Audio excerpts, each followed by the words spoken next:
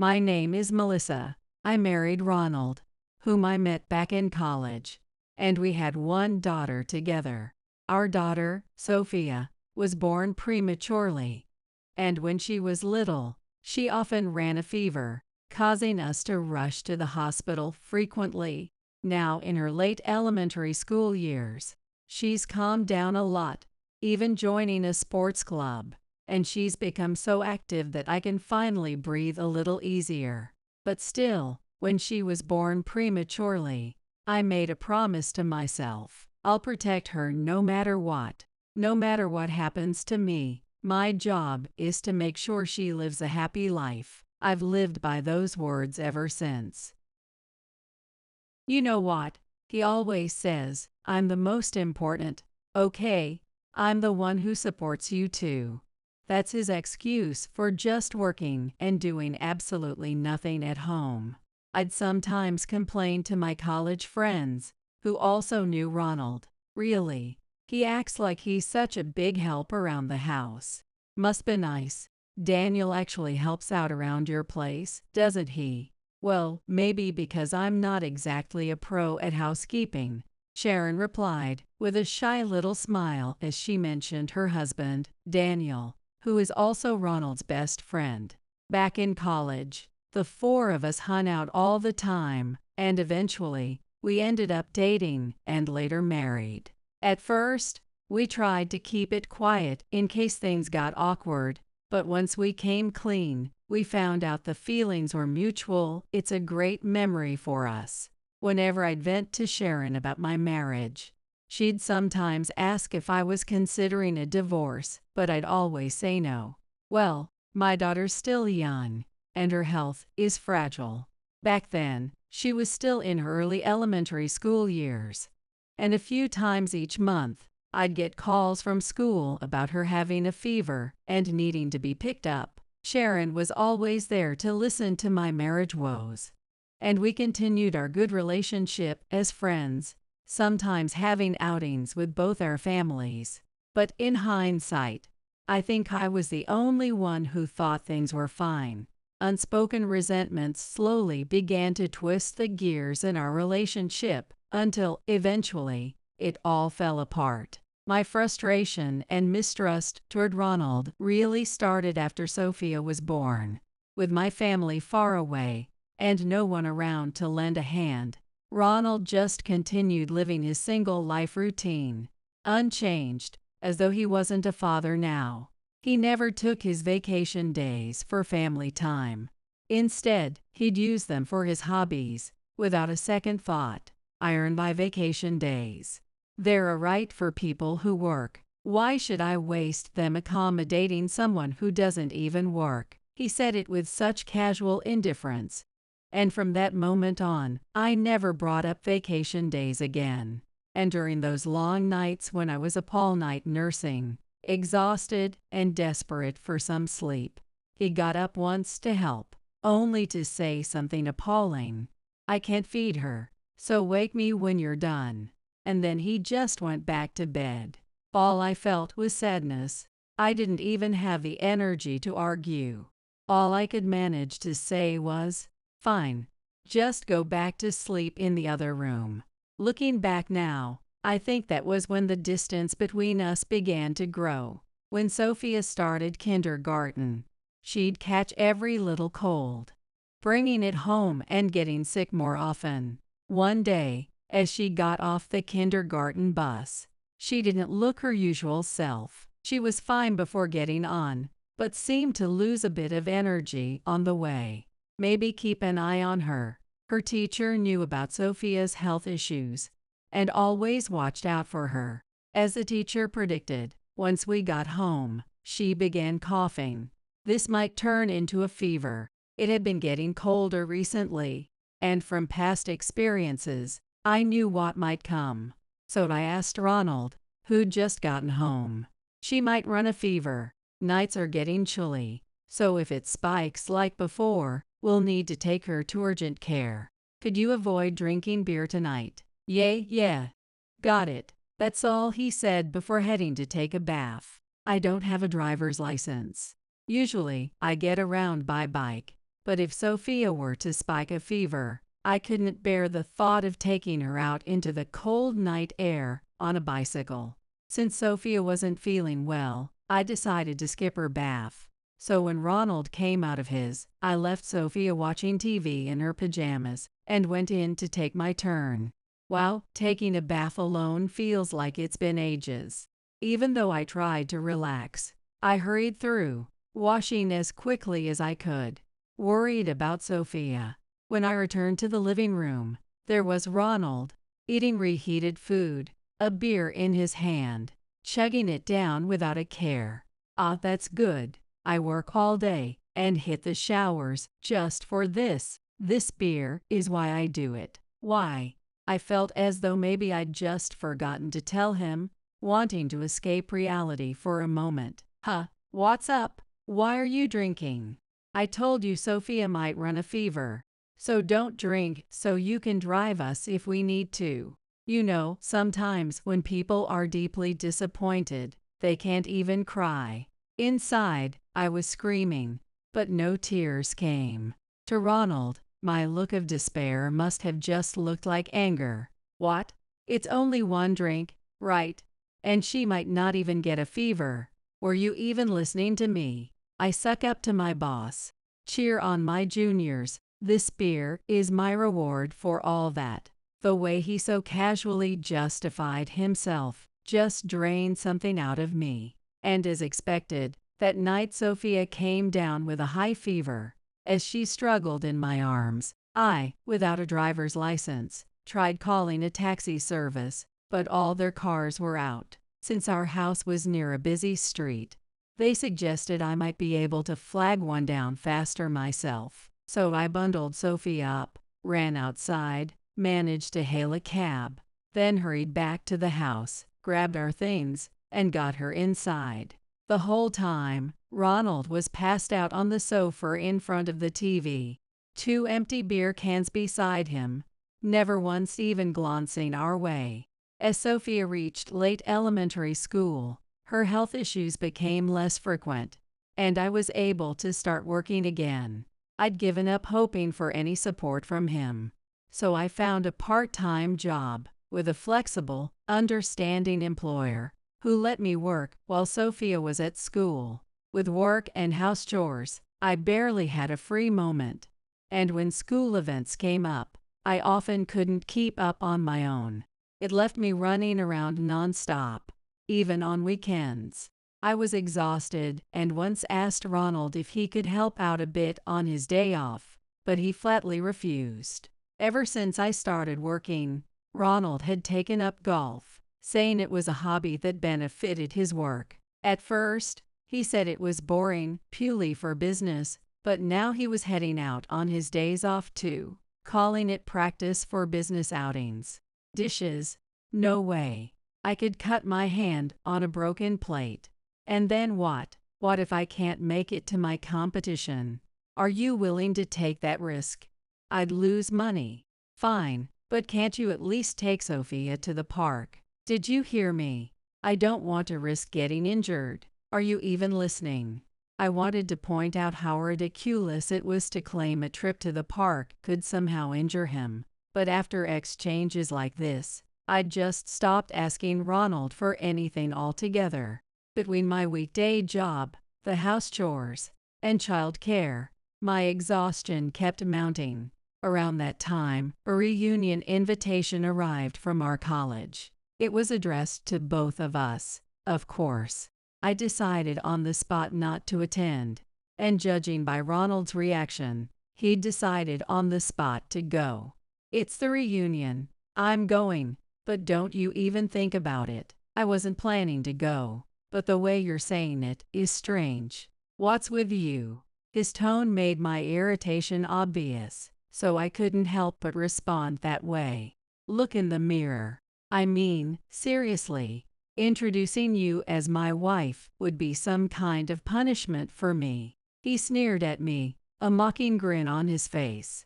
If I'd become worn out, if I'd lost my charm as a woman, he was just as much to blame. But still, he spoke with such condescension, and I didn't understand why. At that moment, I was sure of it, there'd be no bridging the gap between us ever again. And on the night of the reunion, Ronald came home at dawn. He looked startled to find me awake, but just muttered loudly to himself as he headed for the bath. Missed the last train, slept at an internet cafe, so I'm all stiff. I'll take a bath to freshen up. He disappeared toward the bathroom, leaving behind a faint scent of soap in the living room. Looking at the shirt he'd tossed into the laundry, I noticed a faint trace of foundation and lipstick. At that moment, I didn't feel any shock or sadness. Oh, so he doesn't disappoint me. That was all I thought, just quietly to myself. By then, maybe I'd already started to lose my sanity. After that, it became blatantly obvious he'd have late work nights during the week, and on weekends, he'd be out practicing for golf competitions.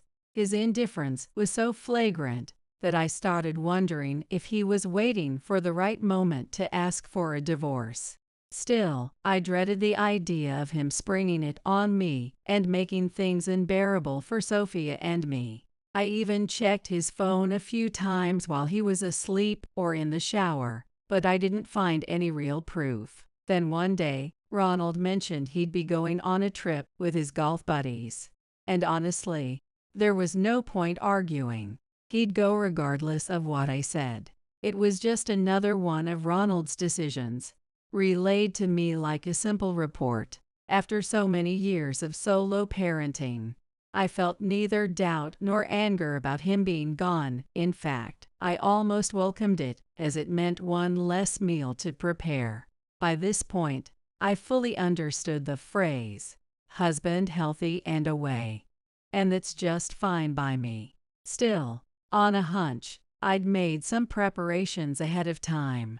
Dad, make sure you bring me back a nice souvenir. And it better be something with good taste. Oh, of course. But only if you listen to Mom and behave yourself, Ronald replied, patting Sophia's head.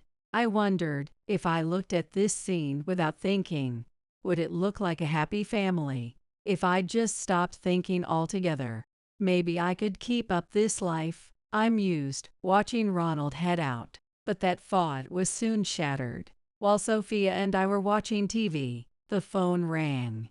This is the hospital. Is this Mr. Thomas's family? Yes. The voice on the other end informed me that Ronald had been in an accident. His life had been saved, but he was still unconscious. I debated what to do, but since he was alive, I left Sophia with some mom friends and headed to the hospital. The doctor mentioned Ronald hadn't been alone. There was a woman with him, which is why I hadn't wanted Sophia to see him. At the hospital, after giving my name, the attending doctor came out to lead me to his room. They briefly explained Ronald's condition beside his still sleeping form. We performed surgery, but, unfortunately, there was irreparable damage. Excuse me. The doctor lifted the blanket on Ronald's bed, and seeing the state of his hand, I couldn't hold back my laughter. For a moment, I forgot the doctor was even there, and blurted out loud, "Oh wow, so much for my hands are everything, huh? This is priceless." Ronald's precious hands, the very hands he claimed were so vital, were now bandaged and nearly ruined. The doctor looked puzzled, but managed a slight smile, given the circumstances. And, as if hearing my voice, Ronald opened his eyes. "Oh, you're awake. Where am I? Melissa. Oh, you're up. Well, your girlfriend's in the next room," I said with a smile. Ronald went pale. My girlfriend. Wait. It seemed like he was trying to piece things together. The doctor noticed his confusion and ran a quick check. "Well, you two probably have a lot to talk about. If there's any change in his condition, please use the call button. I'll explain more about the test results shortly." With that, the young doctor quietly left the room. "You laughed at my hands, didn't you? You're a heartless monster." "Oh really? You're calling me a heartless monster? Or are you talking about yourself?" I pulled out my phone and showed him a photo. "Where did you get that?" In the picture, Ronald was holding hands with another woman, both looking rather cozy. They must have felt liberated, considering they were far from home. "Did you really think I wouldn't notice, even with all those flashy displays? But you never said anything." "Oh, and what was I supposed to say? Should I have asked, 'Are you cheating with Sharon, my friend and your best friend's wife?' No, if it had been some young woman from work, maybe I wouldn't have cared. My feelings for Ronald had faded so much that I probably wouldn't have felt a thing. But since the other woman was my friend, it was different. It wasn't just Ronald's betrayal, it was the betrayal of a friend, hitting me with double the pain. The photo was from a private investigator. I'd suspected Sharon all along, but hadn't found concrete proof until now. So when Ronald mentioned this business trip for a night, I decided it was time to confirm my suspicions, and hired a professional. I figured out it was Sharon pretty early on. Do you know why? Because Daniel came to me for advice. Daniel did. Why Sharon? You could have picked any woman, but her.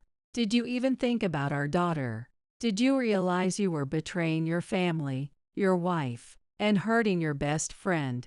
As I spoke, Ronald's face grew even paler, as if he was only just realizing the full weight of his actions. No tears. I'd come here resolved not to cry. Looking Ronald straight in the eyes, I finally said the words I'd been holding back. "I want a divorce. You're going to pay child support and alimony. Take responsibility for this." All right. Maybe my words had finally gotten through to him because he didn't resist. "I've already calculated the financials." "Understood. Will I be able to see our daughter?" "If she wants to see you, I won't stop her. But remember, you lost both the right to be my husband and to be her father." "I understand. You're the one who took her father from her and broke this family." In that moment, as I was trying to make sense of my own feelings, wondering if maybe I should have looked away or tried harder, I said these words, not just to him but also to myself. Then I left the room. I didn't look back. As I exited, there stood Daniel, with the same understanding in his eyes. "Well done, Melissa. Thanks for your support." We could have each gone into those hospital rooms, venting our anger on our spouses, but both of us chose not to. When tears started to well up in my eyes, Daniel put his cap on my head. We had been comrades in this ordeal for months. Both of us had noticed increasingly suspicious behavior from our spouses after the college reunion, and felt troubled. Sharon had even used me as an excuse on some outings, saying she was with me, which led Daniel to reach out and confirm. That's how we discovered that the days Ronald claimed to be out matched up with Sharon's supposed outings. At first, we both wanted to believe it was a mistake, or, at the very least, that it was someone else. But as we shared information and prepared ourselves, we were thoroughly disappointed with every new piece of evidence.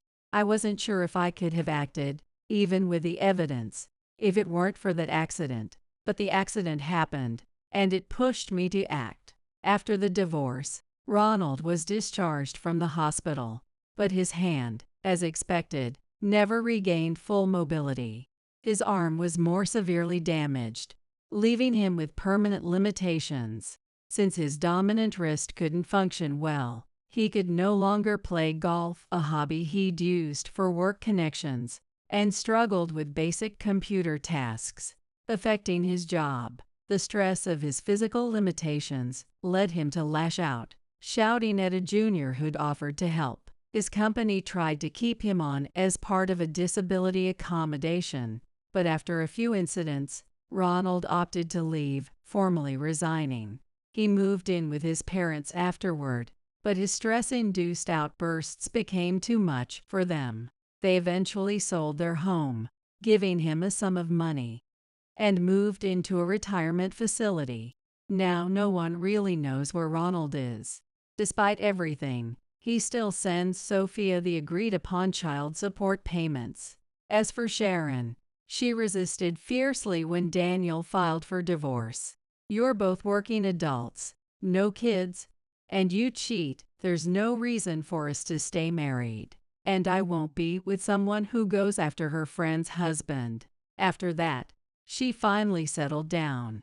They divorced, and since Sharon had been frequently leaving work early or taking days off to meet Ronald, her contract at work wasn't renewed this term. Once seen as a stunning, polished professional, Sharon had now lost her job, lost Ronald, and, being relatively strict, her parents disowned her as well. Initially, she'd bounced between the homes of old college friends and local acquaintances, but news of her betrayal spread quickly, leaving her with nowhere to stay.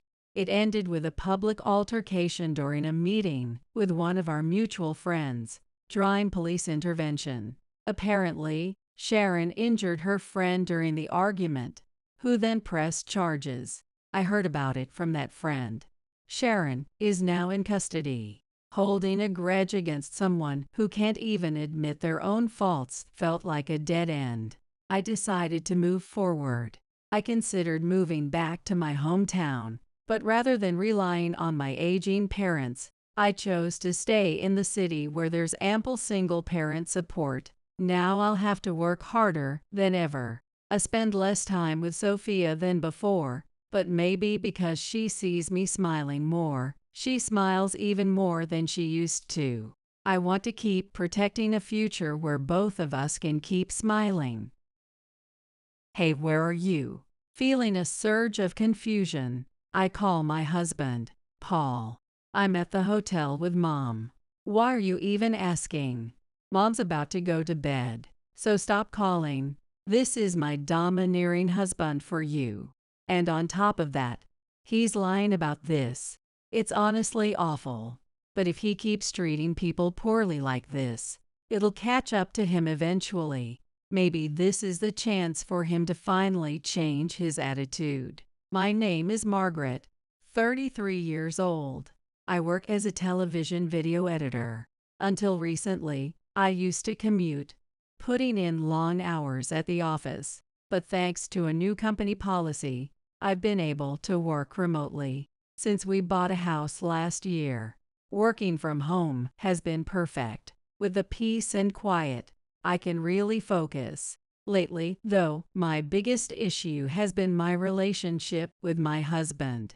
I thought Paul and I were a happy couple, but now, 3 years into our marriage, we're drifting apart. It seems that my higher income really bothers him. As a result, he's constantly making jabs like, it must be nice to earn more than I do. Honestly, it annoys me, but I try to avoid fights. So I've been avoiding any intimate moments, not realizing how far apart we've become as a couple. Whenever Paul comes home, he snaps, "You're still working. Or are you just showing off the fact that you make more than me, even though you're the wife?" This is what he says every time he walks through the door. I handle cooking and housework between tasks during my workday. So when Paul gets home, everything is already taken care of. But somehow, he just can't stand me working from home. When I get home, you better be out here, ready to greet me. Have my bath and a cold beer waiting. Paul erupts with anger, but I always greet him when he comes in. And as I mentioned, his bath, beer, and snacks are all ready. If I point this out, he just gets angrier. Stop reacting to everything I say. Are you mocking me too? Mocking me too? That's a clear sign he's had a bad day at work. The reason he's turned into a tyrant started with an incident at work where he made a mistake and his boss chewed him out. Apparently, he doesn't get along with his boss, which has hurt his chances for a promotion. So I'm basically his outlet for all this stress. A woman who works like you, making more than her husband. "You're seriously messed up." Not only does he insult me, but he also throws around sexist comments that make me even more irritated. But before we got married, or even early in our marriage, Paul was kind and supportive of my work. I'm so proud to have a girlfriend who does video editing. Since I make less than Margaret, I want to help out around the house. The caring, proud husband I once knew is gone.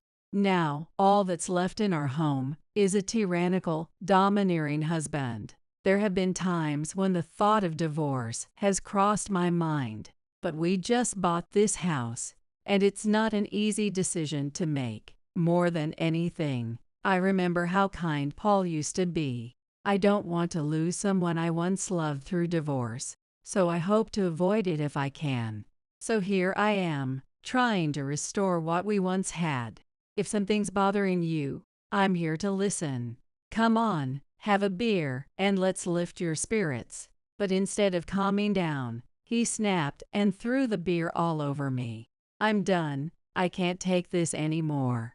In that moment, for the first time, I seriously started thinking about divorce. It's been a week since I seriously began considering leaving Paul. Now he's coming home later and later. Apparently, work's gotten busy, and he's had to work overtime. To top it off, he somehow patched things up with his boss, the one he didn't get along with, and now he's regularly going out for drinks with him, since he's often missing the last train. Paul's been staying over at work or at a nearby internet cafe more and more. To be honest, I'm actually glad about it. No more hearing him throw out those annoying phrases. As the husband, a woman like you, or the wife should. Not hearing any of that is a huge relief. I'm getting more work done, and I'm actually making more money now. Of course, if he finds out about that, he'll probably flip out again. I think this as I work late into the night. Then I get a message from Paul on WhatsApp. My business trip is confirmed for next week. I'll be out of town for a month. Fine, go on your business trip or wherever you want. That's how I really feel. Honestly, I don't even want to see him right now. As I'm thinking this, another message comes through. I'll be staying at a hotel with Mom. Mom, why? I reply. Why are you staying at a hotel with Susan? Then my phone rings. Why can't you just understand things on your own? You're earning more than me but can't figure this out. Paul immediately starts berating me when I pick up. Not wanting to deal with him, I ask again why he's staying with his mom. Mom loves to travel solo, doesn't she? Paul's mother, Susan, took care of Paul's dad until he passed away. And since then, she's been traveling around, making up for lost time. It turns out Susan's next destination just happens to be the same place as Paul's business trip. Since we're both going to the same place, I thought we could do some sightseeing together after my work's done and stay at the same hotel. I want to spend some time with her. Apparently, he's already informed his company and received their approval. Well, if the company's fine with it, then go ahead. He was ecstatic when I said that. For the entire week leading up to the trip, Paul was in a strangely cheerful mood. Is he really that excited to see Susan during his trip? Oh well, it's better than him taking out his bad moods on me. With that thought, I didn't worry much about it. A week later, Paul left for his business trip. I'd been looking forward to this. A chance to work without any complaints or interruptions. One of the reasons for my anticipation was an invitation from my coworkers for drinks the day after Paul left. My company has offices not only in New York, but also in other major cities. So we gather a few times a year. But since we're constantly connecting online, even the people I'm meeting for the first time feel like colleagues I've known for years. But ever since I got married, I've been turning down invitations. Drinks. From the wife.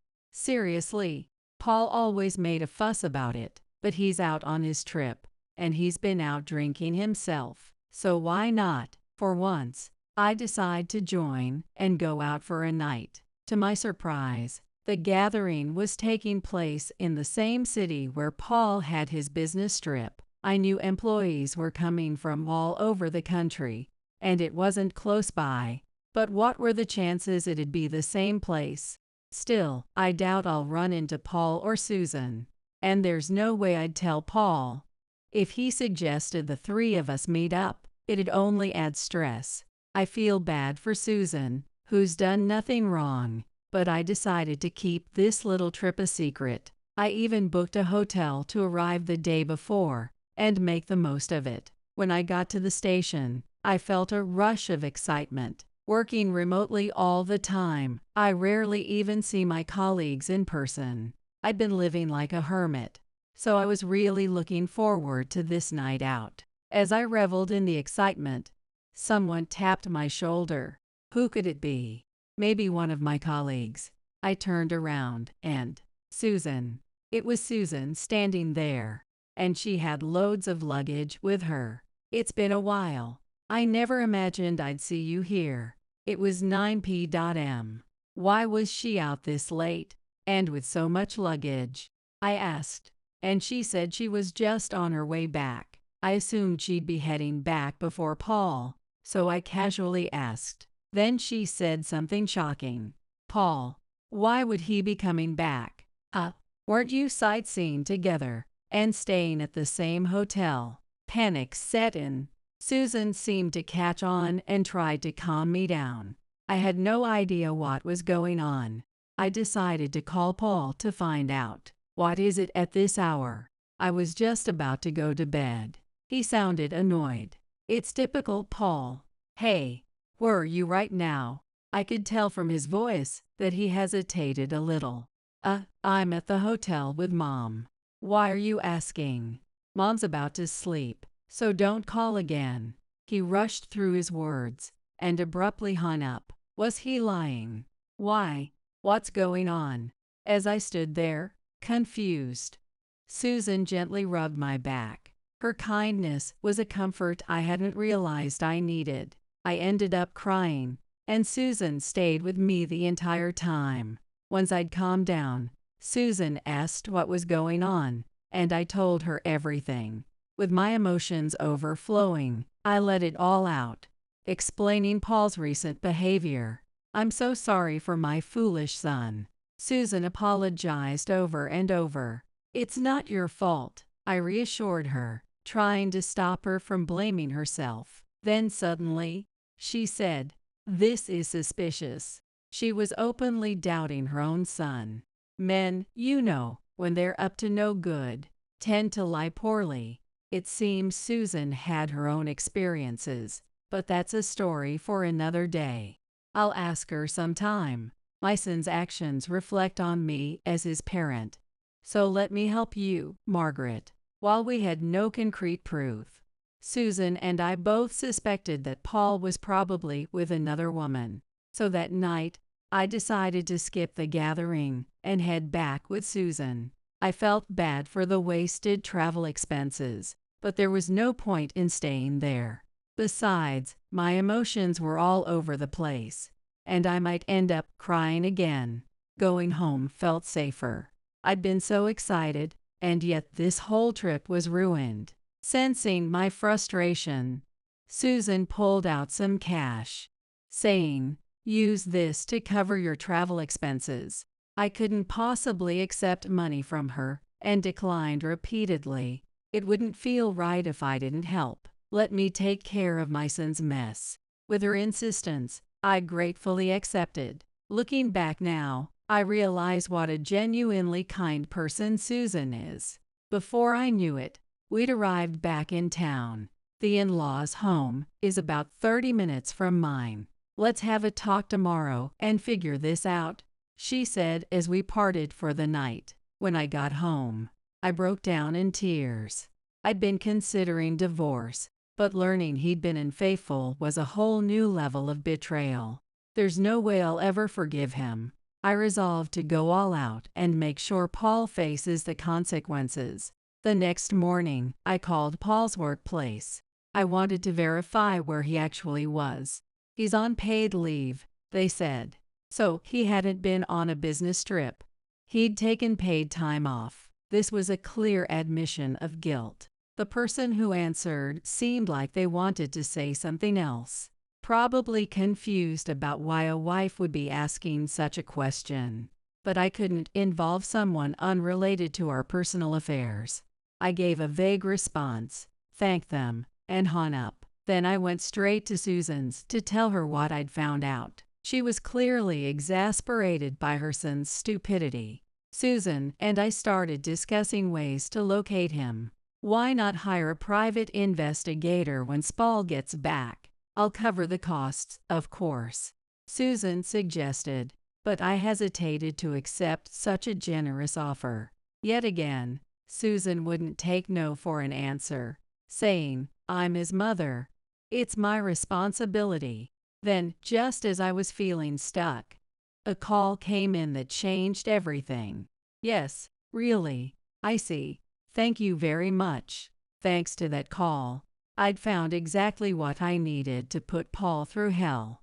On what was supposed to be the end of his business trip, my phone buzzed with an incoming call. You idiot wife. What the hell did you do? It was Paul, seething with anger. What did you do while I was away? Where are you? He was absolutely furious, and with good reason. I'd sold the house. Why the hell did you sell the house? Are you trying to make things harder for me when I'm exhausted from my trip? As he continued his tantrum, I responded calmly. Too worn out from all the fun you had at Sandra White's place. What? Paul's voice dropped into a clueless tone. What are you talking about? Sandra White. Who is that? Paul panicked. When you lie with ridiculous stories about staying in a hotel with mom and constantly rub people the wrong way, it's no wonder you get caught so easily. What? Yes. Susan and I were also shocked at how simple it was to uncover Paul's actions. The rescue call I received earlier was actually from one of Paul's coworkers, the one who answered when I called the office. Ma'am, I just can't take it anymore, he said, then began detailing Paul's typical behavior, saying he was reconciling with his boss, going out for drinks, and working overtime during the busy season. All lies. Far from patching things up with his boss, their relationship had deteriorated. He'd recently been relegated to a dead-end position. Frustrated, Paul had been taking it out on his colleagues, too. So he wasn't just mistreating me. He was tormenting everyone around him. I felt genuinely sorry for those he worked with. And recently, Paul had apparently gotten involved with a female client, sneaking around the office to meet her discreetly whenever she visited. But some employees had noticed, and most people at work were fed up. One of them, his coworker. It seemed that Paul had directed most of his frustrations toward this particular coworker, and the poor guy had grown to despise him. That's why he chose to tip me off. I apologized repeatedly, and Susan also took a moment to express our regret to him. Hearing all this, Paul was left speechless. Well, Paul was at a loss for words. I carried on without missing a beat. Apparently, some employees had even seen him heading to work from his mistress's place. They guessed he was likely staying with her at that moment, and one person even shared a rough idea of her address. With that information, Susan hired a private investigator, and we managed to get photographic evidence of Paul's affair. Fueled by rage, I decided to sell the house, knowing it would hit him hard.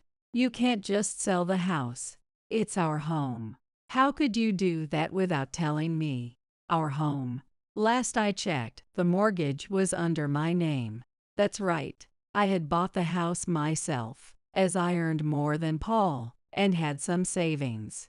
I'd done it so Paul wouldn't feel pressured or burdened, and he'd been more than happy to leave the financial responsibility to me. But now, it was coming back to bite him. So where am I supposed to go now? I suggested he go back to his parents' home. But you've involved Mom in all of this. Right, I can't go back like this. When I relayed Susan's message, come home, you've got a lot of explaining to do. Paul flat out refused to go back. Was he incapable of taking responsibility for his actions? My affair is your fault. You made more money than me, crushed my confidence as a man. So I found someone who's nicer, prettier, and makes less than I do. And you had to go off the rails and sell our house.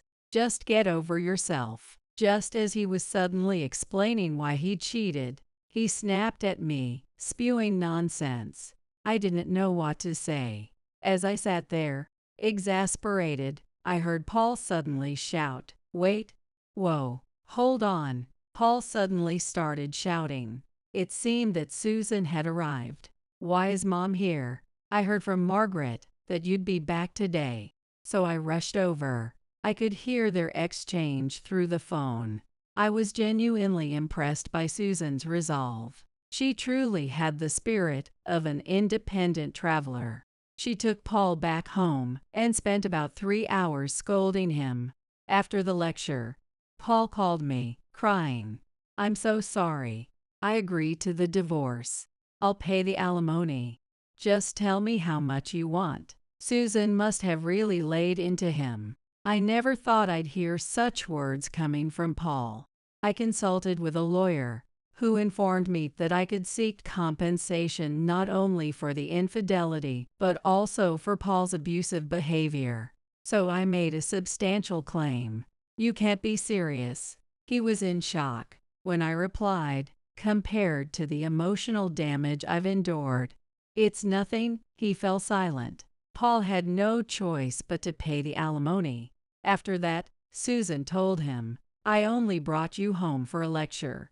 Now get out," and kicked him out. Paul then tried to go to his mistress's house, but when she learned about everything, she said, "Now I'll be facing an alimony claim too."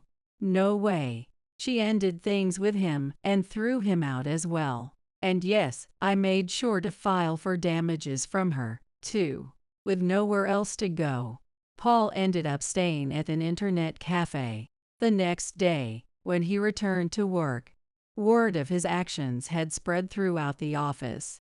The coworker who had helped me out had informed Paul's boss, who hadn't known the full story before, using paid leave for an affair. Unbelievable. Paul was demoted as a result. As for his mistress, she faced pressure and ended up resigning. I heard that Paul, now penniless, is living in a dilapidated apartment, shedding tears over his hollow life every day. And as for me, I finally attended the long-awaited gathering with my colleagues. When I explained what had happened, everyone offered their sympathy and support. After the get-together, I met up with Susan. Even though I divorced Paul, I've remained close with Susan. She says she cares for me more than she ever did for Paul.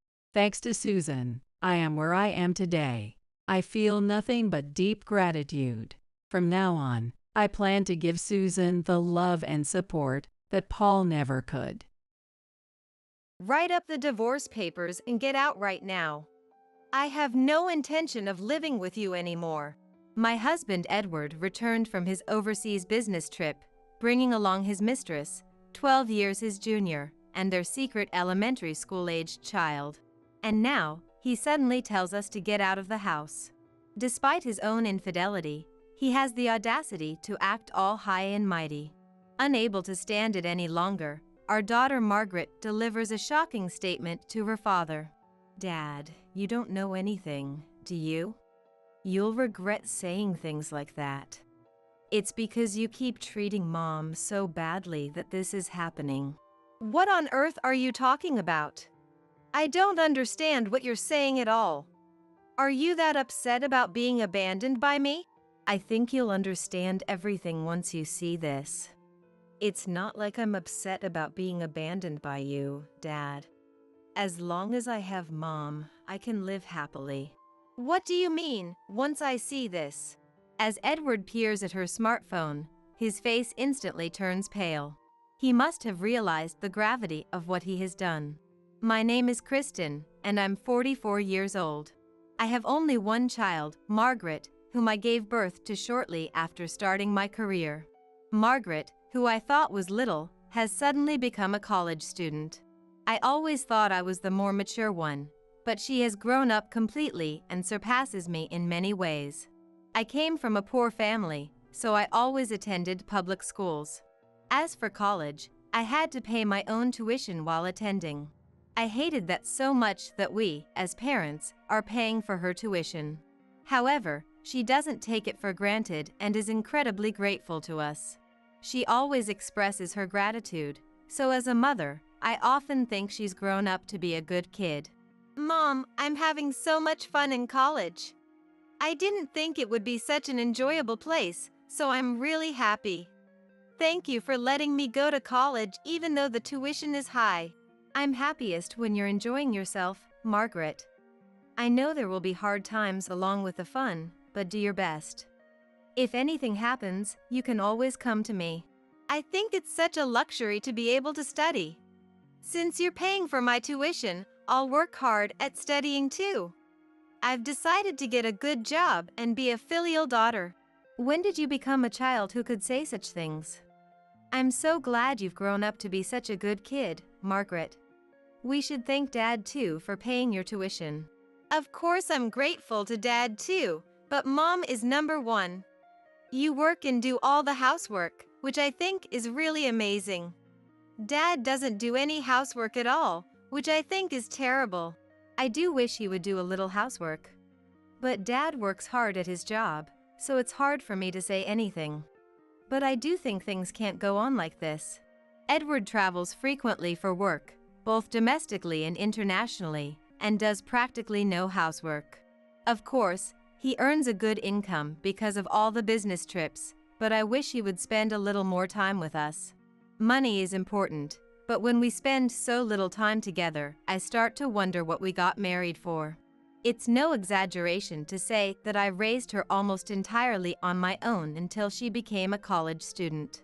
So Margaret isn't attached to Edward at all, and in fact, dislikes him for neglecting our family.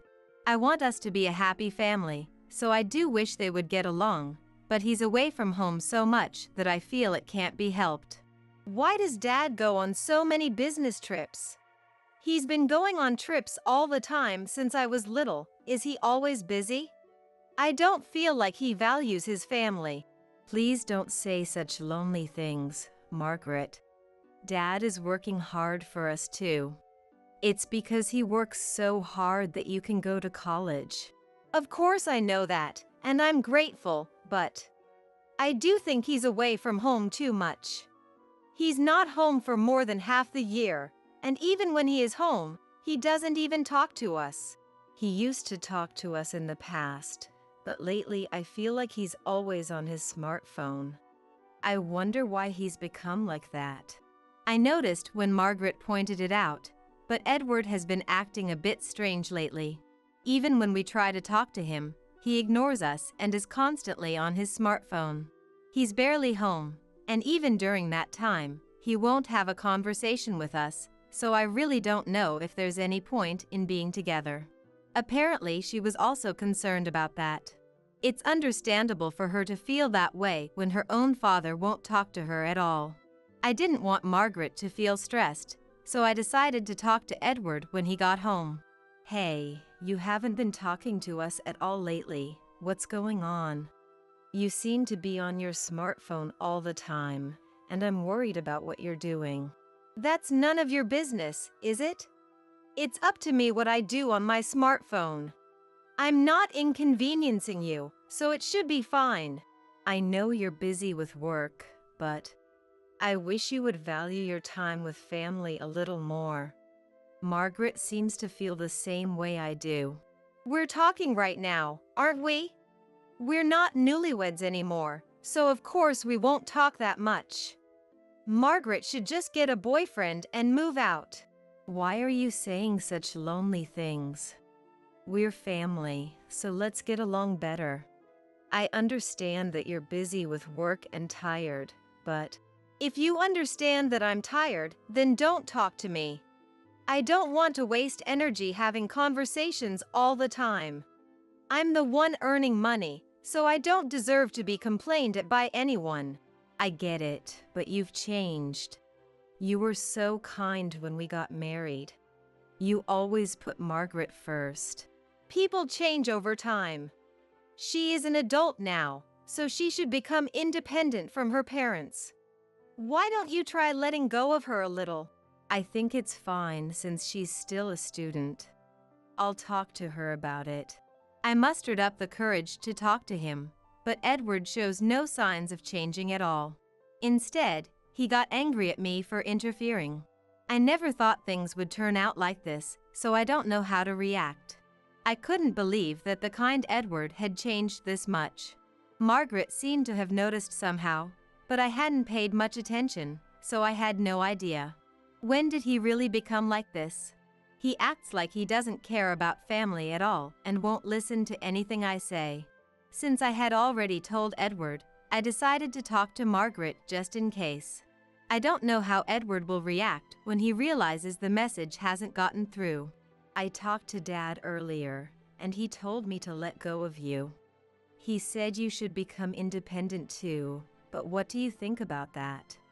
I think it's fine since you're still a student, but it's terrible for him to say that to you, Mom. I'm loved by you and so happy. And other families get along much better. I'm so relieved to hear you say that, Margaret. When Dad said it, I wondered if I should let go. But hearing it from you, I don't think I need to yet. If you were super overprotective, I might say something, you know? But Mom, you keep a really good distance. I find it really easy to live with you. I had no idea you felt that way, Margaret. If you say so, I'll keep treating you the same way. I'm sorry for making you worry unnecessarily. Mom, you don't need to apologize at all. I think it's Dad's fault for not doing anything to raise me. How can he act so high and mighty when he doesn't do any parenting?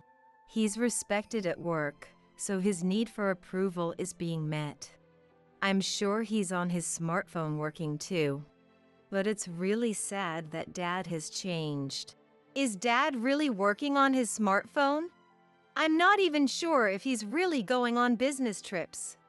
I think we should look into various things. When Margaret said that, it hit me. I've never suspected Edward of cheating. He's always been kind to our family, so I've never once thought he was suspicious. But recently, he hasn't been kind to us, so I thought maybe I should be a little suspicious. I wouldn't have thought about it if Margaret hadn't mentioned it, but I think this might be some kind of turning point. However, I didn't know what to do, so I decided to go on as I had been. While I was doing that, she suddenly told me she had something important to talk about. She's never said that before, so I'm incredibly nervous. What on earth is this important thing? It's not like you to say that, Margaret. Did something happen at school? I'm sorry. It's really hard for me to say, so I'm stumbling over my words. It's something I absolutely have to say, but I wonder what you'll think of me if I tell you, Mom. What? It's such an important thing that you're stumbling over your words. I thought it would be a lighter topic, so I'm getting nervous. But I'll accept anything, so I want you to try talking to me. I think it'll be pretty shocking for you. I'll tell you if you say you'll listen, and I'm not completely sure yet. If you've said this much, it's harder not to listen. I'd like you to tell me everything if you're okay with it, Margaret. Of course, if you don't want to talk, that's totally fine. Actually, I peeked at Dad's smartphone the other day, and it seems like he's cheating. I think he's saying he's on business trips and cheating. What exactly does that mean? I have no idea what you're talking about, Margaret. What kind of messages was he sending on his smartphone? It's too sudden, and I don't know what Margaret is saying. Certainly, we're only told he's going on business trips, so it's unclear if he's really going on them. But his salary is being properly deposited, so I thought he was going on business trips. However, from what Margaret is saying, it seems he is cheating at his business trip destinations. I never even considered that. I don't know how to react. My friends have asked me if I'm not worried about his constant business trips, but I wasn't worried at all. That's because I trusted Edward, and if what Margaret is saying is true, that trust will quickly crumble. Then she told me the contents of Edward's smartphone. It seems there's someone like a mistress at the place he frequently goes on business trips to. There was also a child's name, so he might have a child too. I don't know if it's a stepchild or a secret child, but I can't believe this is happening. If that's true, it's unforgivable. I won't be satisfied unless I get proper revenge. You should get solid evidence and then divorce him. Don't worry about me at all, okay? Thank you so much for saying that. If he is really cheating, I'll divorce him. And if he has a child, that's a pretty big problem. I've got your back, Mom, so don't worry. I'll support you properly. You don't need to show any kindness to him anymore. With Margaret saying that, I have no choice but to do my best. For now, I've decided to investigate to make sure whether Edward is cheating. The investigation is a simple one. I'll check his smartphone while he's sleeping to see who he's in contact with. I thought if I saw the name of the person he's cheating with and the content of the messages, I'd also find out about the child. When I told Margaret about it, she said she'd cooperate. She knows more about smartphones, so I'm very grateful for her help. I decided to take responsibility if anything happens and try to investigate the affair. However, when I picked up the smartphone, there was a passcode on it and I couldn't see the contents. Then she said some comforting words. I peeked when he was on his smartphone the other day, so I know his smartphone passcode. He probably let his guard down thinking you wouldn't find out, Mom. I had no idea you'd go that far for me, Margaret. I never could have done it on my own, so that's a relief. But I'm nervous to look at the contents of the smartphone. Normally, I don't think it'd be nerve-wracking at all. I mean, you're just looking at the contents of a family member's smartphone. In a typical household, there shouldn't be anything you wouldn't want seen. That may be true, but the situation is different this time. What if there's a history with the person he's cheating with in there? I don't think I can handle it emotionally. In a way, it might be good to give up at that point. I mean, you'll have the evidence, so all that's left is to get divorced. I think it's better than feeling vaguely unsettled. When you say that, I'm starting to feel that way. Why are you more put together than me, Margaret? I should be the calm one. I've barely felt any love from Dad in my memory. But it's normal for you, Mom, since you married Dad after dating. I don't want you to be so negative about yourself. Thank you for saying that. I'm a little scared, but let's look at the contents. And so, we decided to look at the contents of Edward's smartphone. If the information Margaret said she saw is true, there should be a message history with the person he's cheating with. Honestly, I don't know if it's better for there to be none or for there to be some. But if he really is cheating, I want to get divorced soon, so I want to get evidence here. As I was thinking that, Margaret unlocked his smartphone for me. When the two of us peeked inside, there was a message history with a woman we didn't know. It seems what Margaret said was true, and apparently Edward is cheating. And when we scrolled back through the messages, we found out they'd had a relationship for nearly 10 years. I can't believe he's been cheating on me for that long.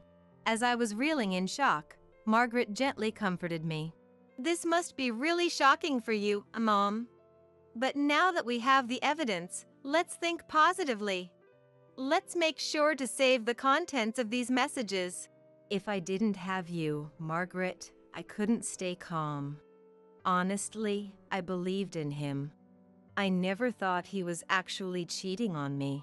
It's admirable that you believed in him until the end. Dad is the worst for betraying you like this, Mom. We definitely have to knock him down to rock bottom. Lately, I've just been relying on you, Margaret.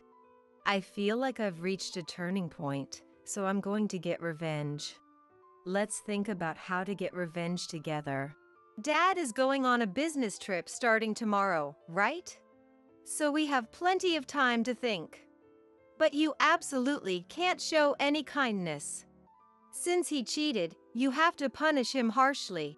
I understand. I'll harden my heart and get revenge. I'll be counting on you if anything happens, Margaret. But will you be okay if your dad is gone? It's always been like he's not here with all the business trips. At this point, nothing will change if he's gone. I'll protect you when it comes to you, Mom. It's really reassuring and helps so much. If you say that, Margaret, I can get divorced with peace of mind. Let's do our best together from now on. And so we started thinking about how to get back at Edward. I used to feel very lonely when he said he was going on a business trip, but now I'm very grateful. Edward isn't home, so we can plot as much as we want. That said, I've never gotten divorced before, so I don't know what to do. Anyway, I'll prepare for the divorce while consulting with people around me. Of course, he doesn't know that, and I'm sure he's cheating at his business trip destination. I feel bad having Margaret do this as a college student, but it's for Margaret's sake too, so I have no choice but to ask for her cooperation. Margaret seems to want to cooperate and is actively helping. I don't know when she grew up so much, but I'm truly grateful. While we were planning like that, I got a call from Edward at his business trip destination. It's rare for him to call from a business trip, so I think something must have happened. I have something important to talk about when I get back from this business trip. So tell Margaret to be at home. It's about the future, so make absolutely sure to be home. It's scary to have you suddenly say that. It's rare for you to call from a business trip. Did something happen while you were away? I'll give you the details next time, so just wait. This concerns Margaret too. Also, tidy up the stuff in the house as much as you can. Why do I suddenly have to tidy up? Don't tell me we're going on the business trip with you?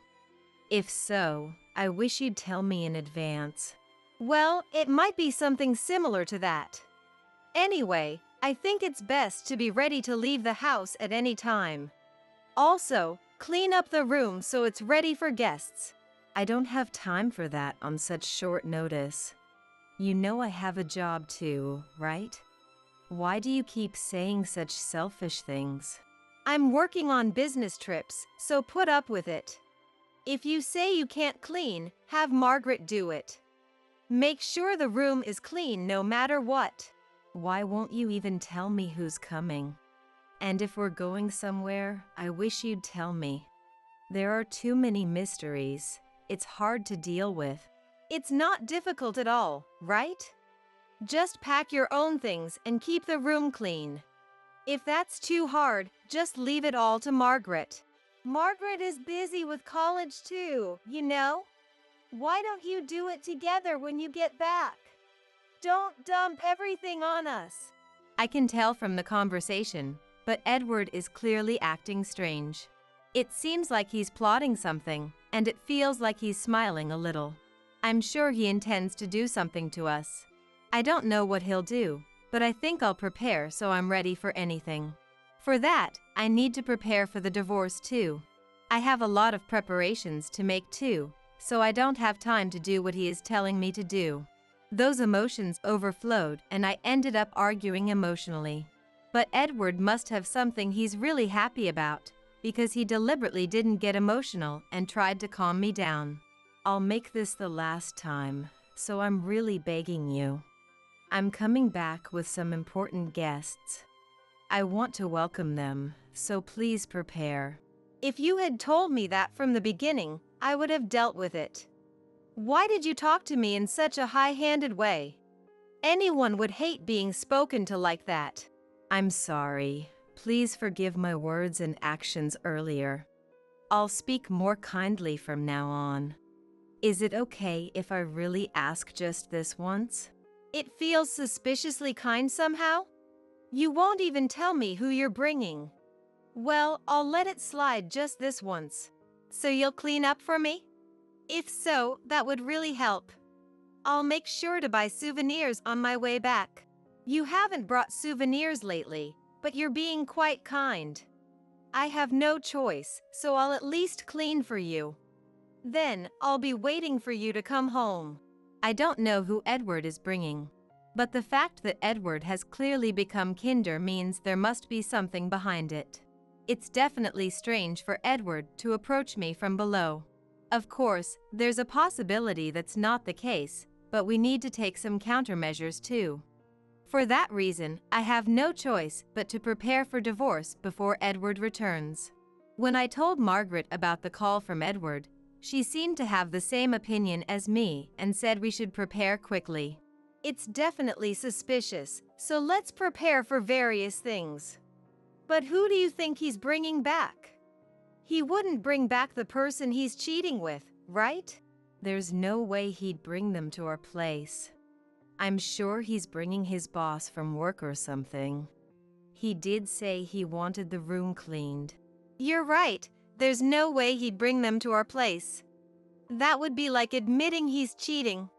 But let's be prepared for anything. I'm so glad I have you on my side, Margaret. If you weren't here, I'd really be struggling. I'm so glad I can be on your side, Mom. I'm sure there will be more hard times ahead, but let's do our best together. Anyway, let's strategize against him. And so Margaret and I started preparing together. Even while preparing, we kept discussing the future. Since we plan to divorce Edward, it's natural for the conversation to go that way. I think Margaret is anxious about what we'll do going forward, so I want to reassure her as much as I can as a mother. For that, I have to do what I need to do properly. I think it will be quite difficult, but I believe we can be happier than we are now. For a slightly happier life in the future, we have no choice but to do our best now. As I was thinking that, Edward came back a day earlier than planned. That's never happened before, so I'm quite surprised. When I went to greet him, for some reason there was a woman holding a child next to Edward. Who is the woman next to you? I don't think we've met. I'm sorry if it's someone I've met before. I'm sorry for the sudden notice, but write up the divorce papers and leave. This is my new wife and child. We'll be living in this house together from now on, so you two live somewhere else. Edward looks incredibly satisfied. I think he's been waiting for this moment. But Margaret couldn't take it anymore and pointed out the problem to Edward. Dad, you don't know anything. You're the one who will regret saying that. This is happening because you keep treating Mom terribly. What on earth are you talking about? I don't understand what you're saying. Are you that bitter about being abandoned by me? I think you'll understand everything when you see this. It's not like I'm bitter about being abandoned by you, Dad. As long as I have Mom, I can live happily. What do you mean, when I see this? As Edward said that and peeked at Margaret's smartphone, his face instantly turned pale. He must have seen the contents of the messages Margaret showed him and couldn't hide his surprise. Those messages were the ones Edward had with the person he was cheating with, transferred to Margaret's smartphone. In other words, it's proof that we had realized he was cheating all along. If he was shown something like that, of course he wouldn't be able to hide his surprise. Why do you have those messages? When did you find those messages? Unfortunately, I noticed the cheating a little while ago. So I'm not surprised to be told you're cheating. If anything, I'm wondering why you're telling me now of all times. I know you have been cheating for 10 years. And I knew he had a child with the person he's cheating with too. I can't believe you do that behind our backs. Well, if you knew, I told you to pack your things, right? Get out of this house right now, and thanks for cleaning up. The child is still young, so I thought it'd be better if it was clean. You didn't show any consideration for us at all. But you're being so kind to your child with the person you cheated with. You've really changed. I don't care about that. Just get out already. I'm going to live a happy life in this house from now on. You're in the way, so disappear from my sight right now. Sorry, but you can't live in this house. I feel bad for the child, but it's your fault for cheating. What do you mean I can't live in this house? I won't stand for that. I will absolutely be happy in this house. Edward seems quite shaken, perhaps because he can't come to terms with the situation. He's probably in a rush because he thought everything would go according to his plan. I'm sure he bragged to the person he was cheating with that he had a house. It's true this is Edward's house, but it's not his property alone. So as long as he was cheating, we can't hand over this house. I have solid evidence of the cheating, so I've decided to get compensation. And you have no savings at all, so you can't pay, right? So instead, I've decided to take this house as compensation. No way! It makes no sense to bring a new person before divorcing. No matter how you look at it, you should have known it would turn out like this, right? Were you too selfish to realize it? I guess you're right.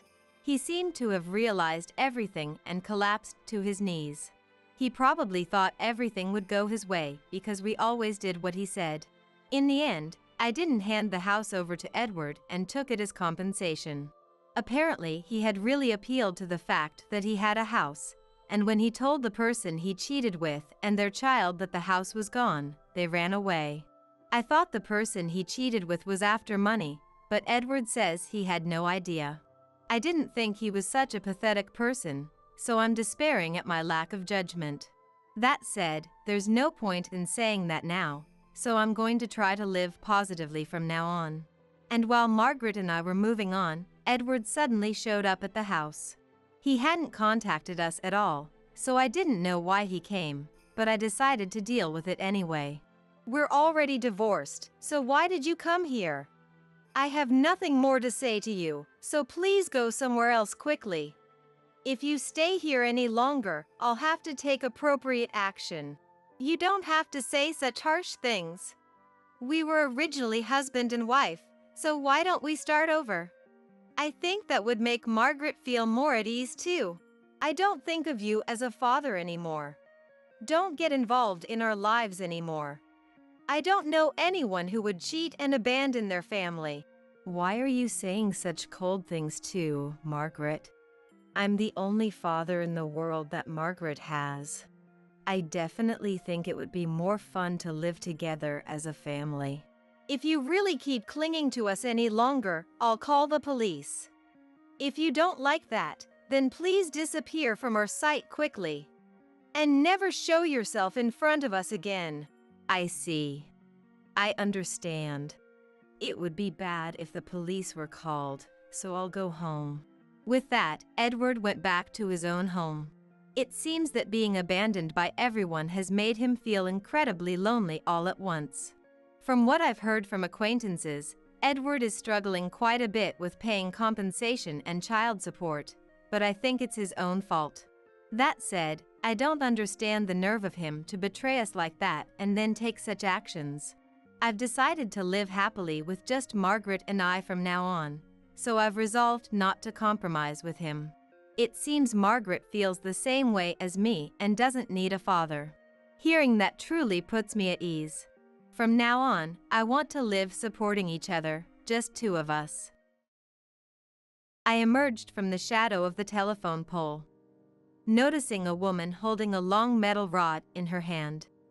The rod glistened in the setting sun, and my feet were frozen in fear. The woman raised the rod and screamed at me. "If only you didn't exist!" I turned my back and desperately ran away, but I don't remember much after that. All I recall is a strong impact on my head and the feeling of the hard ground as I collapsed. When I came to, I found myself lying on a hospital bed, with an elderly doctor peering down at me. The treatment seemed to be over, and the doctor was calm. When I asked where I was, the doctor told me the name of the hospital. That was convenient. It was the hospital where my husband, Jack, worked. I told the doctor my husband's name and pleaded, "I'm his wife." Please call my husband." However, the doctor replied, "There's no such person here by that name." No such person? What does that mean? I was struck by a headache and anxiety. I couldn't help but feel as if I had wandered into a different world. I'm Maggie. I'm 36 years old. And I work as a clerk at an advertising agency. I met my husband, Jack Davis, through an introduction from a salesperson at a printing company. Jack is a doctor with a charmingly bright smile. His hobby is volunteering. And during our courtship, I joined him several times in activities like cleaning up the town. Jack would often say, "It feels so good to sweat for someone else's sake." Don't you think so, Maggie? I would agree, saying, "Meeting you and learning the fulfillment of volunteering has been wonderful, Jack." Jack spends most of his earnings on donations and volunteering activities. Because of this, he frequently runs out of money and sometimes asks me for financial help. He clasps his hands together apologetically and pleads with me, saying, "I'm having a tough time again this month, so please." I have great respect for Jack's philanthropic spirit. So, I gladly give him money and let him freely use our family credit card. I had no idea how foolish I was being. Around the time we had been married for a year, I started noticing concerning changes in Jack's behavior. He used to be a person who valued family and would come straight back after work, but, "Hey, you've been coming home drunk a lot lately. Is work going okay? Wouldn't it be terrible if there was an emergency surgery?" Huh? Oh, it's fine. Don't worry. I'm drinking with those shift considerations in mind. I know nothing about a doctor's job. If Jack says so, I just assume it's true, and I never thought he would lie to me. One night, Jack didn't come home even after midnight. He didn't answer when I called. As I waited anxiously, the intercom rang. "Hey! I'm home! Open the door, the door! Where and with whom have you been drinking so late?" I could smell women's perfume on Jack's body. Was he drinking at a place with women? Or... My chest tightened. I realized I don't know anything about Jack. I've been complacent as his wife, trusting him completely and neglecting to check on him. If I don't get a grip, this could lead to something irreversible. That's how I felt. When I subtly asked if he might be having an affair, Jack shook his head and said, "No way." He leaned forward with disbelieving eyes and denied it. "That's impossible. I'm your partner. Believe me." There was a harshness in Jack's face that I'd never seen before. Of course, I want to believe him. I don't want to doubt him. But there have been too many suspicious things about Jack's recent behavior. He's become reckless with money, he's always irritated, and he seems to be avoiding me. One day, I was at a loss for words when I saw the statement for the credit card Jack had used. It was filled with the names of high-end bars and restaurants. There were also traces of him purchasing several expensive branded shoes and bags for women. Late that night, I confronted Jack with the statement as soon as he got home from work. "What is the meaning of this? What are you spending money on?"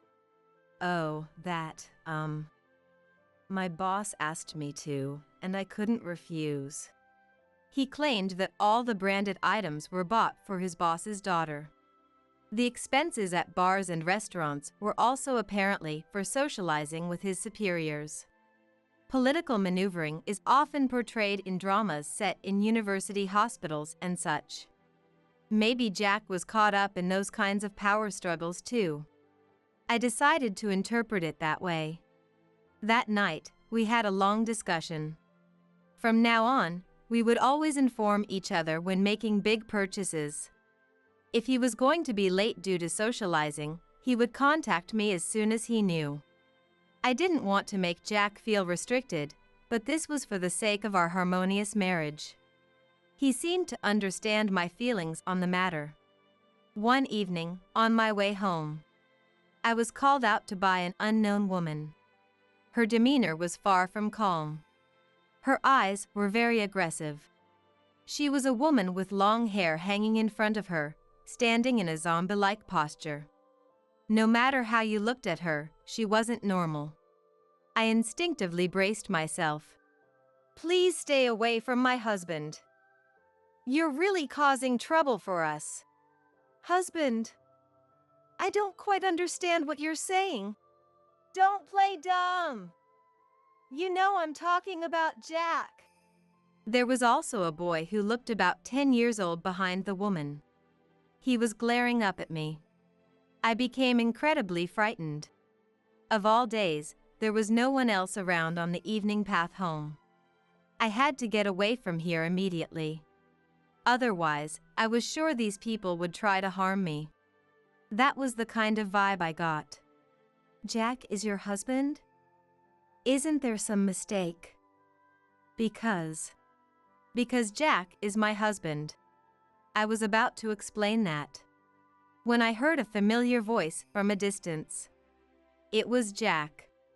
He came running in a hurry, but instead of coming to me, he rushed over to the woman with the child. Jack shook the woman's shoulders, seeming to scold her about something. Then the two of them meekly left. Once the mother and child were out of sight, Jack finally turned to me and smiled, asking, "Are you okay?" "They're patients at our hospital. Not only their bodies, but their minds are also ill." "Is that so?" "They were patients. So that's why she said those things about you." "Yeah. She was calling me her husband, right? Man, how troubling." A few months ago, I might have laughed along with him. But now, I couldn't bring myself to react that way at all. Patience? Really? Could Jack be lying to me? The distrust in me only kept growing. After that, the mother and child that Jack claimed were patients continued to stalk me. They usually appeared when I was on my way home after finishing work. As soon as I stepped outside after work, they would be following me before I knew it. And they would hide behind objects too. It was so creepy and unbearable. Every time I spotted the mother and child, I would call Jack and beg him to come help me immediately. "They're following me. Come right away. Please, help me." "It's okay. I've scolded them harshly, so they shouldn't do anything drastic." "But what if they follow me all the way home? What should I do?" "They're patients. Please be careful. And don't call the police, okay?" Perhaps because Jack contacted them, the mother and child disappeared at some point. I let out a sigh of relief. Really, what troublesome patients they are. That night, I asked Jack, who had come home, to make that woman stop stalking me. "I'm so scared I can't stand it. Please, deal with this properly. If it was that easy to deal with, I wouldn't be struggling. Try to understand. It takes time. Think about my feelings too. Isn't there any other way? Anyway, I'll give them a stern warning. That's all I can do for now." Jack sighed, telling me to be patient. I wonder if he understands how scared I am. Ever since that woman started appearing, the gap between us as a couple has been growing.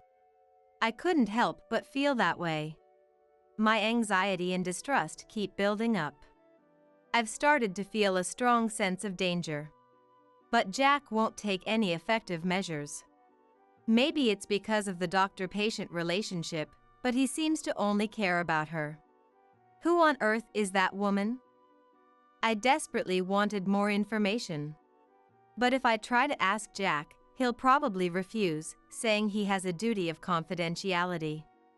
After much deliberation, I decided to consult my younger brother Kenny, who had just become a lawyer this spring.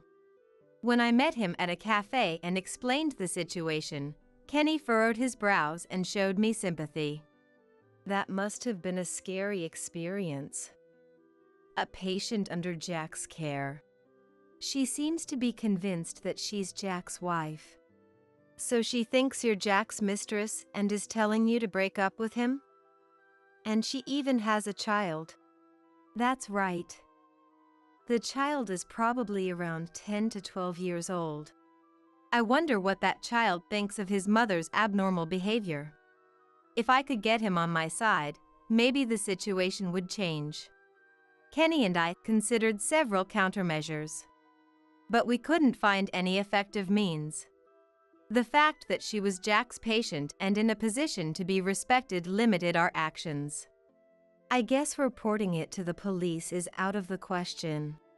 It could end up causing trouble for Jack. But I'm living in fear too, you know? Are you telling me to just stay quiet like this? There's a limit to how much you can endure.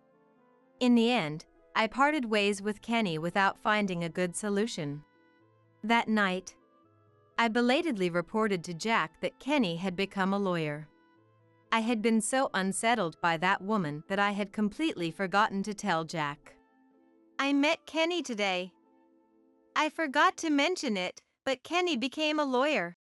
What? Oh, is that so? Now that you mention it, he did say he wanted to become one. Jack seemed to remember Kenny's dream, even though they're usually not close. But at that moment, Jack's expression looked somewhat strained. He wasn't wholeheartedly happy for him. I couldn't help but feel that way. It was a Friday. I remember the sunset looking unusually red. I was hurrying towards my car in the parking lot as usual. Suddenly, I sensed someone's presence behind me. Someone was following me. It's that mother and child. I knew it instinctively. I mustered up my courage and turned around. Enough already! What do you want with me? I regretted it immediately. Because the other party's demeanor was not normal. The woman who emerged from behind the pillar was holding a long rod. It was a metal rod, as if taken from some construction site. The child still hadn't come out from behind the pillar. He seemed to be frightened by his mother's abnormal behavior. My feet were frozen and I couldn't move. She raised the rod and attacked me. If only you didn't exist! I turned my back and ran away, but I don't remember much after that. All I remember is the strong impact on my head and the feeling of the hard ground. When I came to, I was lying on a hospital bed. An elderly doctor was peering into my face. Is the treatment already over? The doctor doesn't seem to be in a hurry. When I asked where I was, the doctor told me the name of the hospital. How convenient. It's the hospital where Jack works. I told the doctor his name. I'm his wife. Please call my husband. Dr. Davis from the surgical department. There's no such person here by that name. What? No such person? What does that mean? I was struck by a headache and anxiety. It feels like I've wandered into a different world. There's still no contact from Jack. No calls or emails. On a sudden impulse, I decided to contact Kenny and ask for his help. During my hospitalization and after my discharge, I refused to meet with Jack. Because Kenny investigated and told me facts that were reason enough. I had Kenny go and get a change of clothes for me, and after leaving the hospital, I went back to my parents' house. Jack called and emailed me many times, but I ignored them all. I can no longer trust a single word he says. I was furious. To break things off with that liar, I called him out to a cafe. Hey, Maggie. How are your injuries? You went through something terrible. Jack showed up with Kenny grabbing him by the scruff of his neck. He seems to have some idea of what he's about to go through. Jack's face was pale, and there was no trace of his usual lively demeanor. Ignoring the faintly smiling Jack, I thanked Kenny for going out of his way to bring him here. Thanks, Kenny. Sorry for always asking you to do such troublesome things. I'm fine. Be careful, you don't know what this guy might do. Hey. Kenny, cut it out. You're making me sound like some kind of criminal. But you are a criminal. Jack, you're a con artist. Not a doctor or anything. That's right, Jack was not a doctor. I had Kenny investigate thoroughly, so there's no mistake. He had a criminal record, and besides me, several other women were currently being deceived by him. That child turned out to be Jack's son after all. The worst kind of liar who ruined many people's lives. That was my husband, Jack. Can you explain everything clearly, in your own words? Here. How about somewhere else? Can't we do this at home? It's better to have people around. I don't want you resorting to violence. Even as I tell him to explain, I already know a lot about Jack. Kenny's investigation was thorough. He apparently enlisted the help of an acquaintance working at a detective agency. The reason I deliberately chose a cafe today was to make Jack talk. Of course, this exchange is being recorded. Eventually, I plan to turn Jack over to the police. Perhaps not knowing that Kenny had investigated him thoroughly, Jack started making excuses. There were a lot of misunderstandings, and Maggie ended up going through this. It's my fault. I admit it. Let me apologize. I'm really sorry. Can you stop? There's no way I'll forgive you. I don't need your empty apologies. Spit out everything you've done up until now. We'll talk after that. Shall I help you if it's hard to say? As I mentioned earlier, you're not a doctor. The medical license you carry is a forgery. Isn't that right? Jack bit his lip and hung his head. He had been faking his identity. He was pretending to be a doctor when he wasn't one. I can't forgive him when I think about how I was deceived all this time.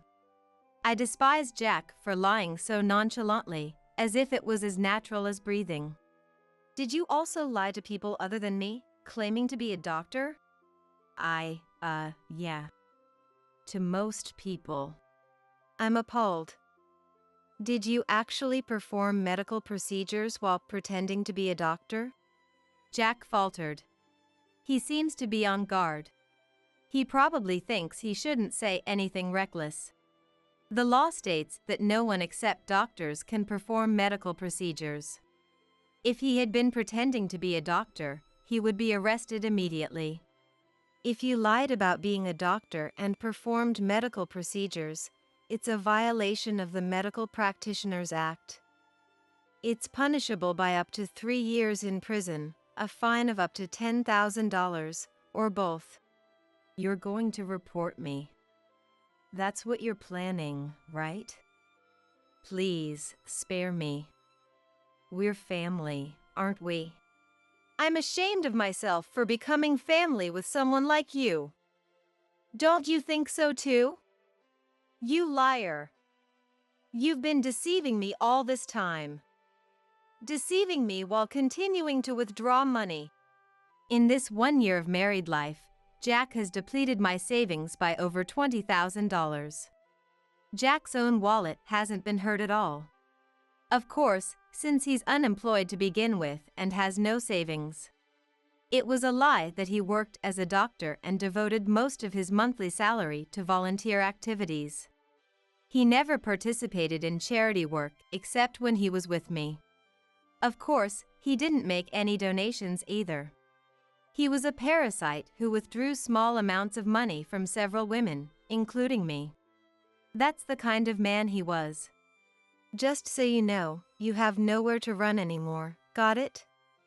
You'll have to return all the money you stole from Maggie. And of course, you'll have to return it to the other people too. All of it. But I don't know how much I used. You don't know? That can't be true. I've been properly keeping track of when and how much money I withdraw from my account and for what purpose. I'm sure the other women have been keeping similar records too. It's precious money they earned by working hard. Unlike you who just spends it. Jack shrank back as Kenny glared at him. He doesn't seem to have any intention of making excuses about the money. Confess all your crimes up until now, right here. When Kenny strongly pressed him, Jack finally started talking. However, the content was not what we had expected. I want you to listen calmly. It's true that I'm not a doctor. Not yet. Not yet? Are you trying to say that you might become a doctor in the future? I've been studying all this time with the aim of becoming a doctor. I'm really sorry for not being able to tell you until now. I apologize for that. I'm serious about this.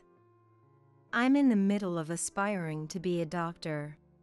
If that's the case, why do you need to study in secret? Jack faltered again. His expression is serious, and at first glance, it seems like he's trying to answer honestly. But Kenny and I already know. Jack is desperately trying to come up with excuses. Jack apologized, saying that he couldn't be honest with me until now because of his own weakness. I'm a pathetic man with high pride and no real ability. I thought if I lied about being a doctor, Maggie would notice me. I wanted to marry Maggie no matter what. So you lied? To get me to notice you? You thought I was the kind of woman who chooses partners based on their titles? That's not what I meant. I mean, if there was a doctor and a man who wasn't, any woman would choose the doctor, right? That's how it is, isn't it? By the way, where were you studying? Can you tell me everything honestly? At Kenny's request, Jack slowly began to explain. He says he often goes to cafes to study during the day. He also uses private libraries and applies for permission to use university libraries. Jack said that changing locations on different days increases his motivation. I let out a big sigh. I can't believe he can tell one lie after another like that. Jack doesn't seem to fully understand that we've already investigated everything. Hey, please, enough already. Stop lying. What? I'm not lying. I really am. Really what? Studying?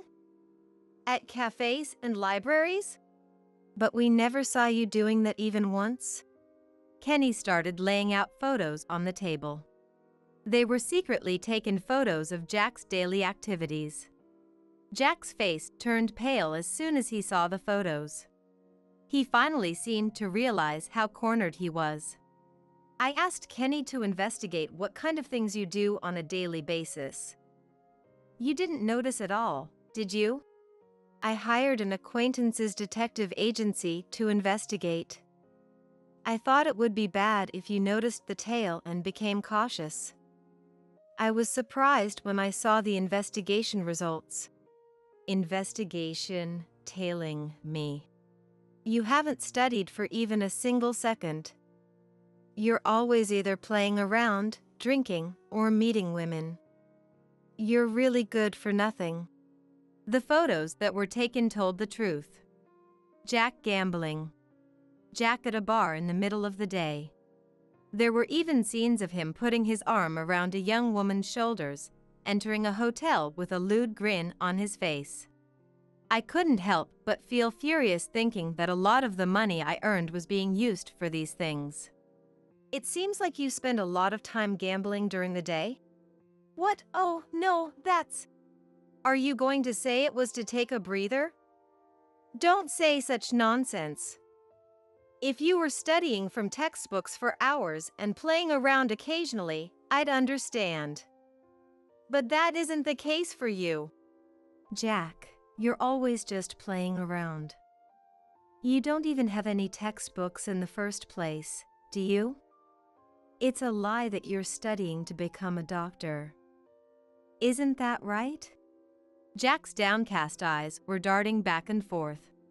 He's breathing heavily, thinking about how to get out of this.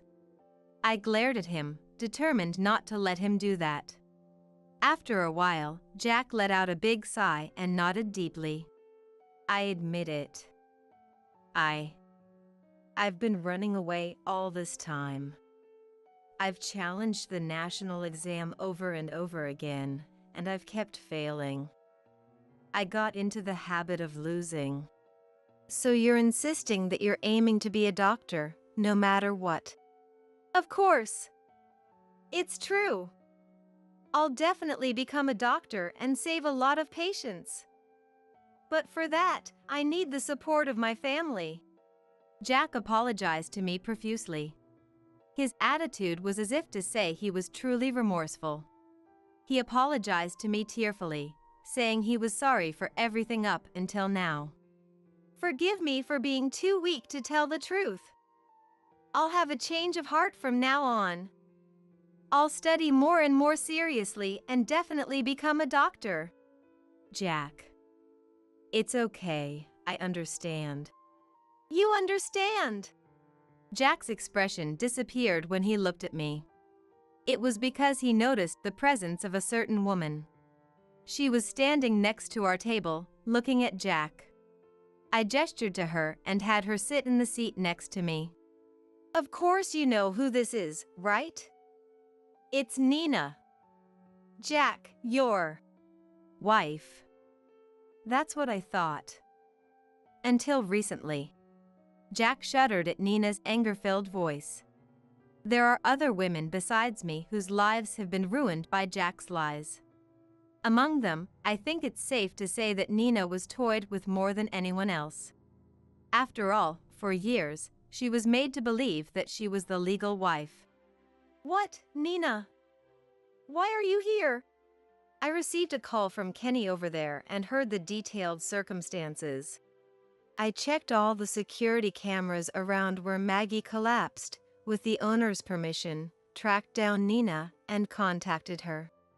Nina has already admitted her guilt. She apologized to me properly as well. She says she intends to turn herself in to the police. However, I don't intend to blame Nina more than necessary. Because while she is certainly the perpetrator, in a sense, she is also a victim. Kenny showed me the photos of your and Maggie's wedding. Jack, you've been deceiving me all this time, haven't you? Nina, calm down. I didn't intend to deceive you. You didn't submit a marriage registration form with me. You said your parents wouldn't allow it, or that it wasn't the right time, and in the end, you never submitted it. But you were married to Maggie. I can't believe it. Nina looks like she's about to explode. It's understandable. She even had a child with him. If you're betrayed after devoting yourself completely, the resentment runs that much deeper. I know all too well how terrifying she can be when she's desperate.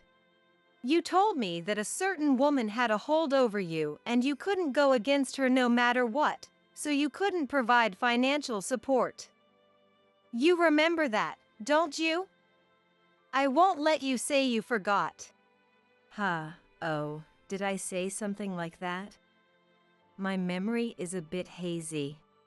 That's exactly why Nina attacked me in desperation. To free you from me. After hearing the details, I was so shocked. Of course, right?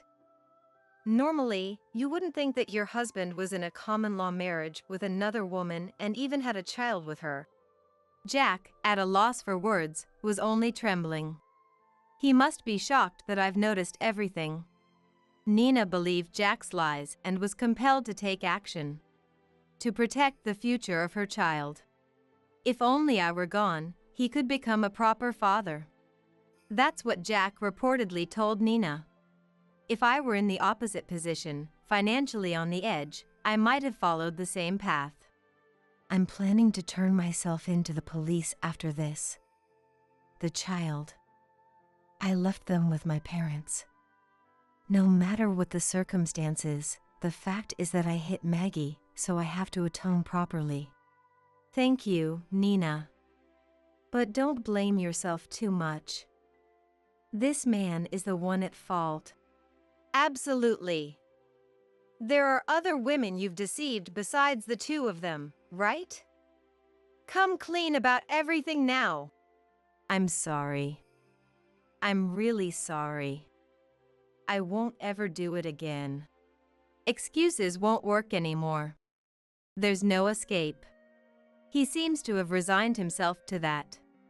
Jack admitted that he had deceived many women. He's reflecting deeply from the bottom of his heart. He won't repeat his mistakes. That's what he pleaded. But the idea of having such a superficial apology accepted is too naive. According to him, he's currently involved with 4 women, including Nina and myself. He's been getting by each month by receiving small amounts of money from each of them. It's terrible that he kept up such a lowest of the low lifestyle for years and even had a child. I don't want to be married to such a man any longer. I felt an incredibly strong disgust. Jack, divorce me. The divorce papers are here, so sign them right now. What? Wait a minute. Please, let me think about it. Think? About what? It doesn't matter what you think. I want to divorce you as soon as possible. You should understand that you have no right to refuse, no matter what. There are no options for a selfish, big liar. I thrust the divorce papers and a ballpoint pen at him, strongly urging him. Afterwards, Jack, succumbing to the pressure, finally gave up and signed. I'm finally free from this man. I breathed a sigh of relief. Jack's shoulders slumped, and he apologized again to Nina and me for everything up until now. Nina is a diligent woman. She really turned herself in. But I have no intention of holding her crime against her. In the end, the matter was settled by having her pay for my medical expenses, and such is a settlement. However, from my perspective, Jack has nothing to do with Nina. I won't be satisfied unless he takes full responsibility. Jack had been lying to me all along. I have no intention of forgiving him for that. I'll make sure he atones and receives the appropriate retribution. With Kenny's help, I filed a claim for damages against Jack. I have a clear grasp of the total amount of money I've given Jack so far. Of course, I didn't forget to add that to the compensation in the divorce trial. The unemployed Jack has no ability to repay. How can such a person pay a large sum of money all at once? Illegal lenders. There's no other way than to borrow from a company that lends to customers with issues. Jack started part-time jobs to repay the debt. He was even juggling 3 of them. I think he naturally intended to pay it back. But that was only at first. He, who had been living a life of leisure, couldn't quit his fun after all and fell behind on payments many times. As a result, he ended up being collected on by illegal lenders. As is well known from movies and dramas, debt collection by illegal lenders is extreme and malicious. Jack was persistently called in the morning, afternoon, and evening, and apparently they even contacted his part-time job. Of course, they also barged into the small apartment where he lived and pounded on the door. I heard from Jack himself that they camped out in front of his room, and he had a hard time getting out. He appeared in front of me after work and had the audacity to ask me to pay attention to him. Please! I'm really in deep trouble now. My life is at stake.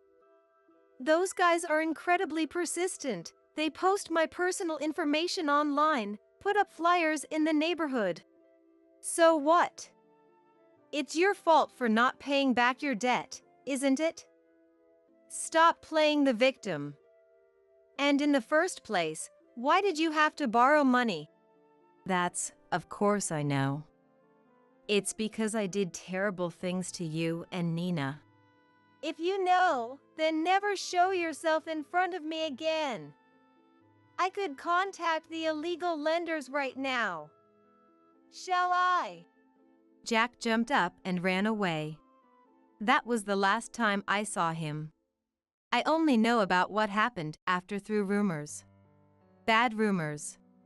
They say he was caught by the illegal lenders and is being forced to work overseas. I don't know if it's true, but he deserves at least that much for what he's done. I hope he suffers for a long time and continues to regret what he's done up until now.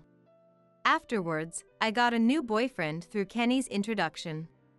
Apparently, he also has a past of being betrayed by a partner and carries painful memories. He says if I'm okay with it, he wants to date for a while and get married if possible. He really likes me, and I definitely want to respond to his feelings. Because of Jack, I even got injured on my head. I'm sure I'll never forget this grudge for the rest of my life. But thanks to that, it's also true that I was able to meet a wonderful new person. In life, misfortune and good fortune come alternately. From now on, I'm going to live with a broad perspective so as not to be swayed by the events in front of me or the circumstances around me. That's how I spend my days thinking now. From now on, this car belongs to me and her. Despite being caught cheating, husband Andy spoke with pride. It was utterly baffling to see him like that. How could he be so cheerful, act so superior towards me? It felt like we were living in completely different worlds. But if he's happy to take the car, I couldn't be happier. The monthly loan is $3,000, though. He'll figure something out. Okay, I wonder if he's okay with the $3,000 loan. When I accepted Andy's request with a nod, he started smiling in a way I had never seen before. My name is Samantha. I'm 38 and work at a design company. I thought I was living a happy life without any particular worries in my job or personal life. But occasionally, I find myself pondering one thing. When will I ever get married? At nearly 40, I don't even have a boyfriend, let alone married. My dating experience is limited. Before I knew it, all my friends were married, leaving me feeling left behind. There were times I thought about giving up on marriage, but seeing my friends happy made me dream about it again. My life changed significantly one day after work. Feeling good, I decided to go for a drink alone at a pub.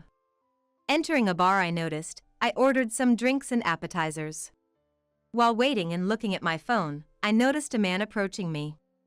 "Lady, are you alone?" A man came over and peered at my face. This was the beginning of my encounter with Andy, who would later become my husband. "Well, yes, I'm alone." "Really? Then let's drink together. Shall we?" Without waiting for my response, he sat down in front of me and tilted his glass. "Wait a minute." "Come on, it'll be just for a bit." "Just for a bit, then." With that thought, I accepted him. But I didn't have the energy to talk to anyone else at that day. As I looked down, he started talking on his own. Eventually, we exchanged numbers and parted ways. I thought our relationship was over, but 2 months after we first met, I and Andy had become close, meeting frequently. As we exchanged contacts, I found myself gradually drawn to him. Talking to him, my feelings would calm without notice. I sincerely wanted to talk more. When he said he wanted to see me, I genuinely felt happy. Surprisingly, I never imagined I could harbor such feelings, leaving me astonished. And then, about 6 months after we first met, we became a couple. After 3 years of dating, we got married. I never thought I could get married, so when he proposed, it felt like a dream. But I realized it was the peak of happiness only after everything ended. After marriage, he changed drastically. It made me wonder if his personality during our dating was a lie. About a month into our life together, he suddenly became distant. No matter what I asked, whether he would be late coming home, or what he wanted for dinner, he would just respond with, yeah. A disinterested reply. Hey, what's wrong lately? You seem down. Leave me alone. It's none of your business. I wondered if he had come to dislike me. Seeing his attitude worsen day by day, my anxiety grew. Still, I was happy he came home. He would eat the dinner I made, and we still shared a bedroom. Somewhere in my mind, I believed he still had feelings for me. Maybe his current cold and harsh attitude was because he was tired. That's what I thought. However, a month into our diverging lives, the reasons of overtime and drinking parties made he come home late increasingly, and I found myself spending more time alone at home. I wasn't alone from morning to evening due to work, but coming home to no one was indescribably empty. Alone again today. Looking at his messages, he said he had overtime again today. I was still thankful for the messages, but the increase in overtime and drinking parties right after getting married bothered me. Maybe I did something wrong. Disillusioned, perhaps he intentionally started avoiding coming home. I quietly placed the shopping bag down as I received a message from him. Gradually, he stopped coming home daily. We rented the slightly expensive rental property to start our new life together. Since he stopped coming home, it had become a place where I spent my time alone, feeling lonely. We were supposed to be married, so why did it come to this? As I thought about him, I continued to eat dinner alone. Andy, when he occasionally came home, was always in a bad mood. Dinner's ready, you'll eat, right? I'll start making it now. I prepared dinner as usual and served it to him. However, after tasting a bite of the side dish, he stopped eating. What's wrong? Not hungry? I've thought this before, but the food you make is really terrible. I was stunned by the words said to me for the first time. Until now, he had said it was delicious and had seconds many times. He used to say that he wanted to eat my dishes rather than fine dining restaurants, even a special day like an anniversary. But why suddenly? Sorry. I didn't know it was bad. I'll clean it up. Don't touch it. He glared at me sharply and started eating again. But he didn't look like he was enjoying it, his face always crumpled. He started to complain about the cleaning and laundry I did. The coffee cups weren't aligned, a picture hanging was tilted. Even a single hair on the floor was enough for him to complain. I work too, so some imperfections should be expected. I began to wonder if it's normal to fuss over such minor things. Of course, I've mentioned several times that I can't do housework perfectly because of work. But he wouldn't budge. In the end, it always concluded. Just shut up and do as I say. With him yelling. Sigh. The stress piled up each time I interacted with him. I started to doubt whether marrying him was the right decision. Various emotions swirled, and I even considered divorce. But the fact that I got married at this age, and thinking about the hassle of divorce proceedings, I couldn't bring myself to act. I thought I just had to endure it. Such thoughts had developed over time. But before we got married, I made a significant purchase. It was a luxury car from a well-known brand. Of course, I couldn't pay in full, so I took out a loan. I wasn't particularly into cars, but there was one model I had always dreamed of. I was happy to have it as an adult, and it motivated me at work. I drove it to work and received compliments from car-loving colleagues.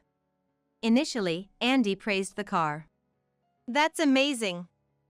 Good for you. That's what he said. But as his attitude changed, he began using the car without asking. It was inconvenient because I needed the car for work and shopping. It would have been acceptable if he didn't have a car, but he did. Yet, he preferred mine, which bothered me. Because of this, I had to use the bus for work and walk for shopping. I've addressed this issue with him. Hey, could you stop using my car without asking? I need it too. Come on, it doesn't matter. It does matter to me. Well, I don't care about you. You're managing with the bus, right? That's fine. I have reasons to use a car. Don't butt in. Even though you have your own car? Your car is better. Just let me do it. He never listened and would end the conversation unilaterally. The bus fare added up, and walking home from the bus stop was exhausting after a long day at work. Shopping became more frequent since I couldn't carry heavy bags without the car, going from once a week to every other day. I considered borrowing his car. I asked, knowing it was a long shot. That car is mine. There's no way you could handle it. Keep your jokes to a limit. I thought having two cars was unnecessary but held back from saying anything to avoid angering him. But I couldn't just use it without permission. Slight change in the car's parking spot, seat, or steering wheel position would surely infuriate him. That's how he is, so it would be troublesome either way. If I were younger, I might have argued. But I no longer have the energy for that. Andy continued to not come home. He claimed he wasn't drinking because he was driving, but I noticed the scent of a perfume I didn't recognize. It wasn't long before I started suspecting he was having an affair. I had a hunch since the increase in his overtime and drinking outings.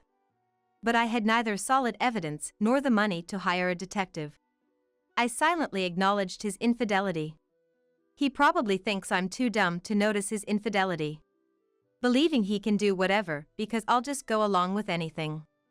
That must be what he's thinking. The marriage I had imagined was far too different from reality. I dreamed of a warmer, kinder relationship where we cared for each other, going on little trips on weekends, enjoying tourist spots. I dreamed of such a family. I thought I could achieve that with Andy, but it was impossible. It feels like this will be my life forever. I sighed and began preparing dinner for one. But then, one day, something happened that changed everything. It was on a day I came home late from overtime. I usually let Andy know when I'll be working late. I did that day too, but I finished earlier than expected and came home. No reply from him. Probably, he wouldn't be home again today.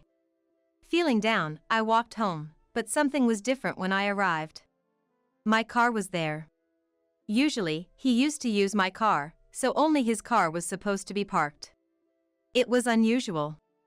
Thinking this, I went to enter the house. But then I saw it. The car was slightly shaking.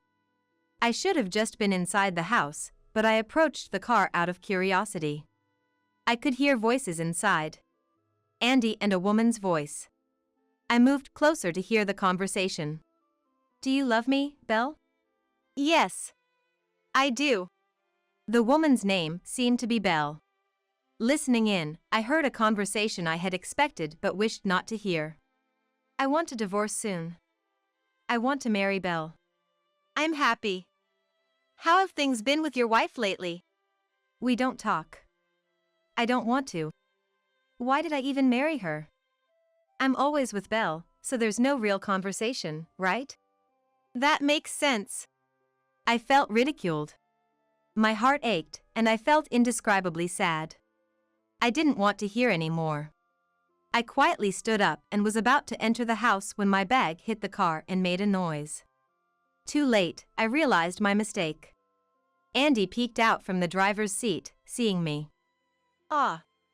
You. Why are you here? You let your wife hear this. This is the worst. Andy got out and confronted me. You said you had overtime today, right?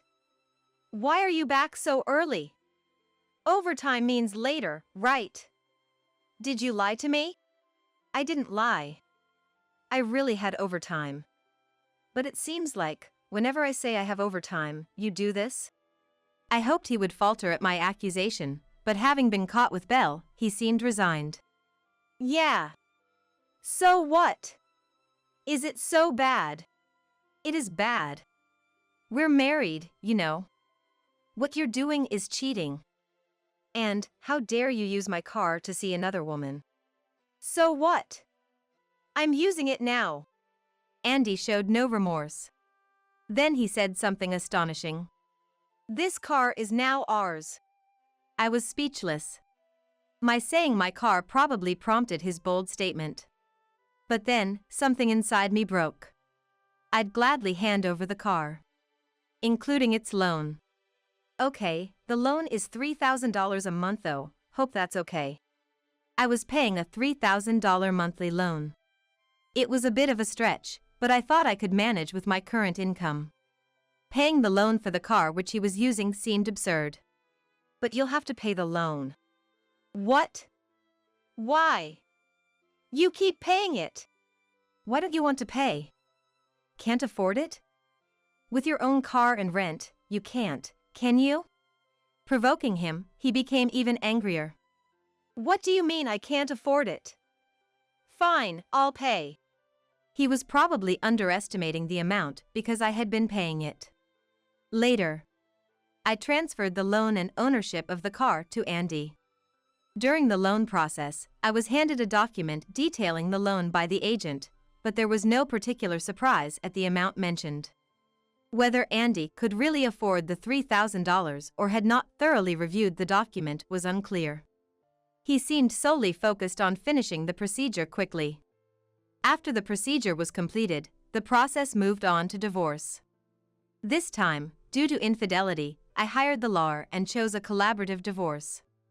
I told the lawyer about submitting the dashcam footage from the day the affair was discovered, seeking divorce and compensation. The lawyer gladly took on the case, and after weeks of preparation, the day to settle things with Andy finally arrived. Andy was visibly angry, and Belle was sitting next to him, looking defiant. Despite being told multiple times that hiring a lawyer was overkill, I couldn't disagree more. As the discussion progressed, it was revealed how they met and who Belle was in the first place. Apparently, she is the daughter of an executive at the company where Andy works. She also worked in the same company, same department, and they were acquainted.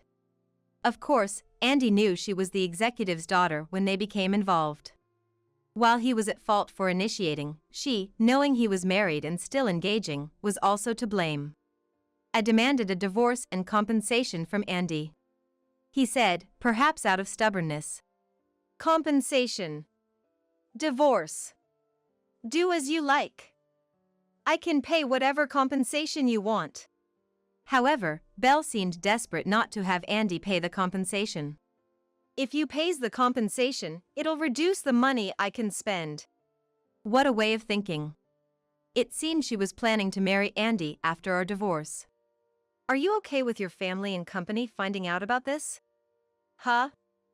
Do whatever you want. Belle must think my words are merely a threat. Well, if she says to do as I please, then so be it. Since Andy and I both intended to divorce, it was finalized that day. Andy agreed to pay the compensation, and we dissolved the marriage. Of course, Andy and Belle's relationship was later exposed to her company. After the divorce, I moved to a house near my workplace and continued to live comfortably. No need to accommodate anyone. No need to worry about the car loan. What a wonderful life.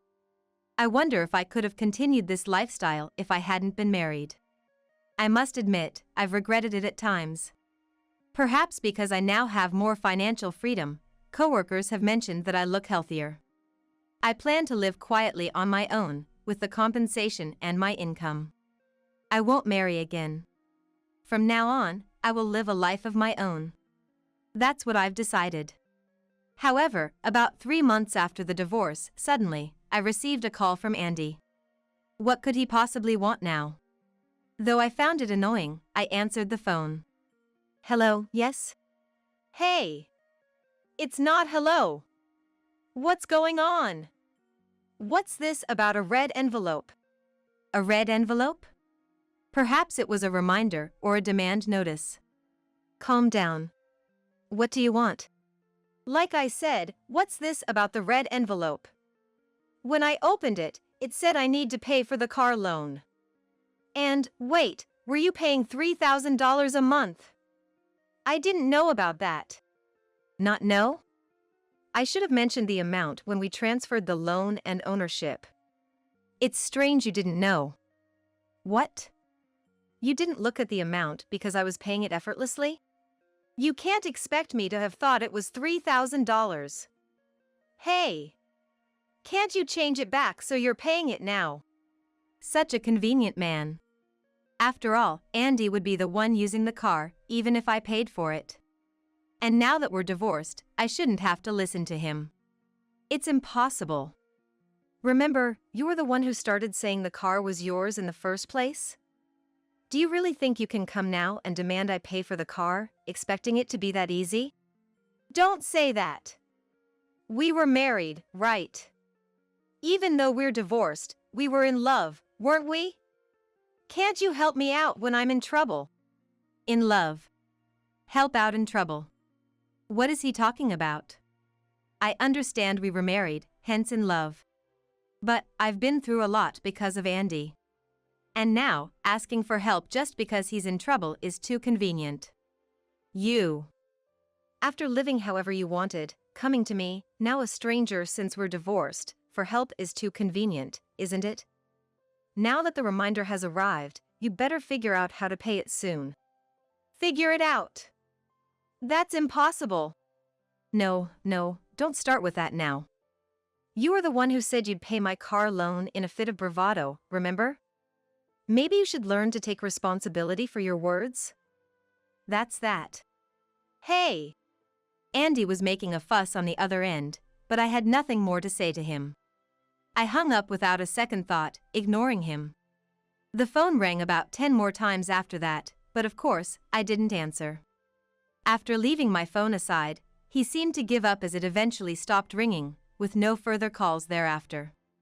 Half a year later, I was still living comfortably by myself. Thanks to moving closer to work, the commute was incredibly easy.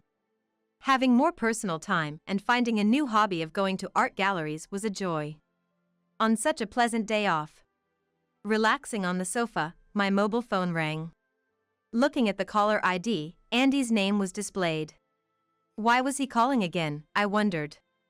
Tentatively, I answered the phone, and he began speaking in a tone as if his previous bravado was a lie. Samantha. It's me. Andy. What's going on?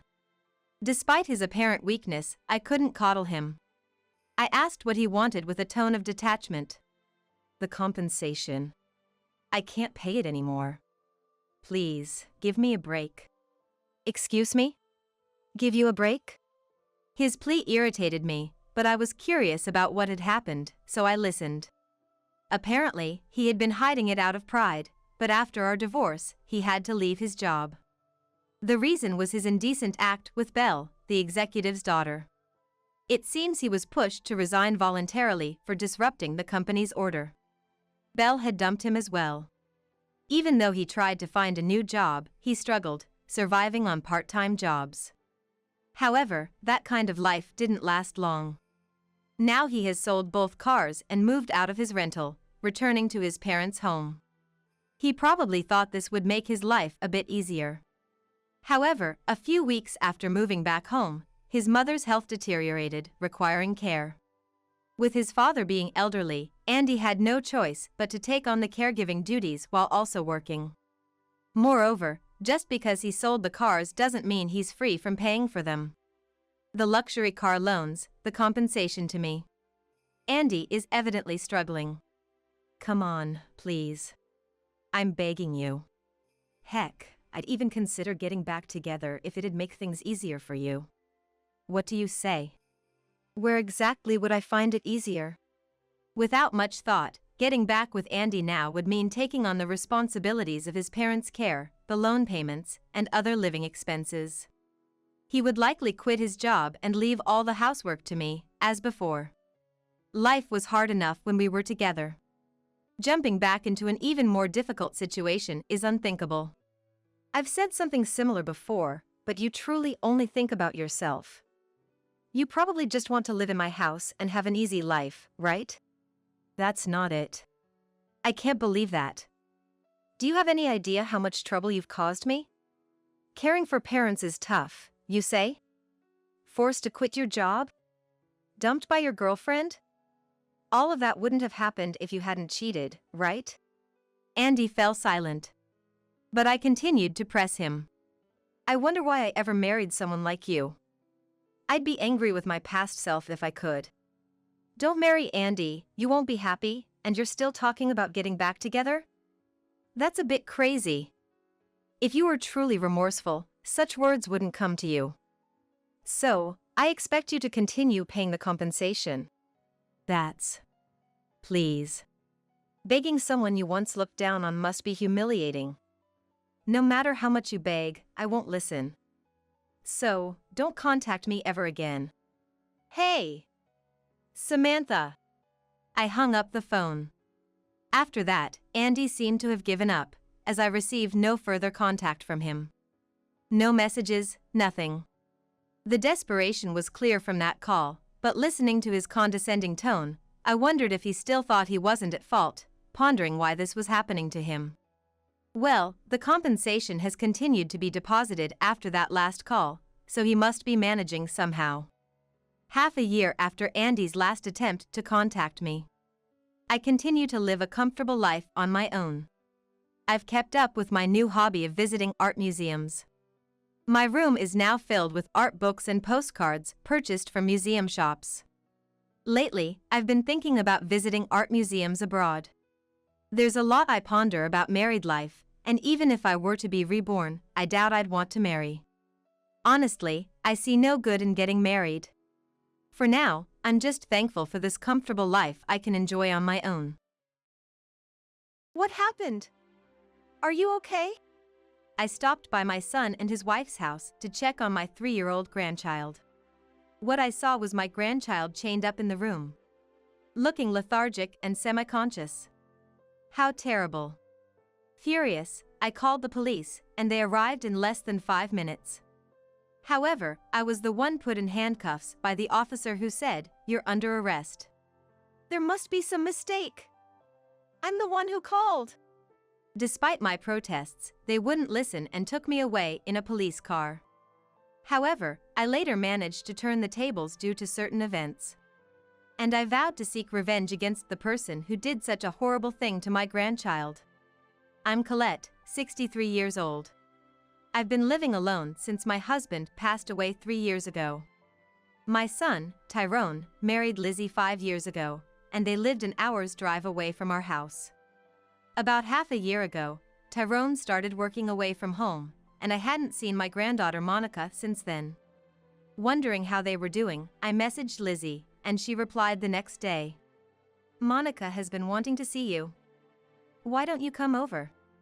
I was having tea with a friend near my son's house and replied, "I'll be there in about an hour, looking forward to it and buying a gift for my grandchild." But when I arrived at my son's house at the agreed time, there was no response to the doorbell. Curious, I tried the doorknob and it was unlocked. "Lizzie, are you there?" "I'm coming in." I entered hesitantly and found my granddaughter Monica chained up. "Monica! Monica! What happened? Are you okay?" I rushed over and called out to her, but Monica was lethargic and semi-conscious. Moreover, she had lost a lot of weight and had multiple bruises on her skin visible through her tattered clothes. "This is terrible. I need to call the police." I immediately called the police and arranged for an ambulance as well. To my surprise, the police arrived in less than 5 minutes. As I was surprised by their quick response, I was told you're under arrest and suddenly arrested. "Wait a minute, please. There must be some mistake. I was the one who called." However, the police said they received a call 10 minutes ago about a mother-in-law making a small child suffer. Who would do such a thing? As I was about to be put into the police car, confused, I saw Lizzie peeking out from behind a utility pole, watching us. And when the paramedics arrived, she suddenly rushed out in a panic. "Monica! What happened? Oh, Lizzie! Can't you prove I'm innocent?" "Don't be silly. Officer, this person here is the one who did such terrible things to Monica." "What are you talking about? I live far away. It's impossible for me to do such a thing. Lizzie glared at me with sharp eyes, claiming she had been hospitalized due to illness and had left Monica in my care during that time. Lizzie was the one who invited me over. What's going on? Stunned, I was led to the police car, and the ambulance carrying Monica and Lizzie drove off ahead of me. Later, I was placed in a bleak room at the police station and questioned.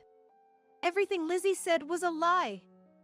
I don't even understand why I was treated as the culprit. I asked them to check my mobile phone screen for the message exchange with Lizzie. However, all her replies had been deleted. It seemed Lizzie had deleted the messages she sent to me. Was Lizzie the one who harmed Monica and called the police?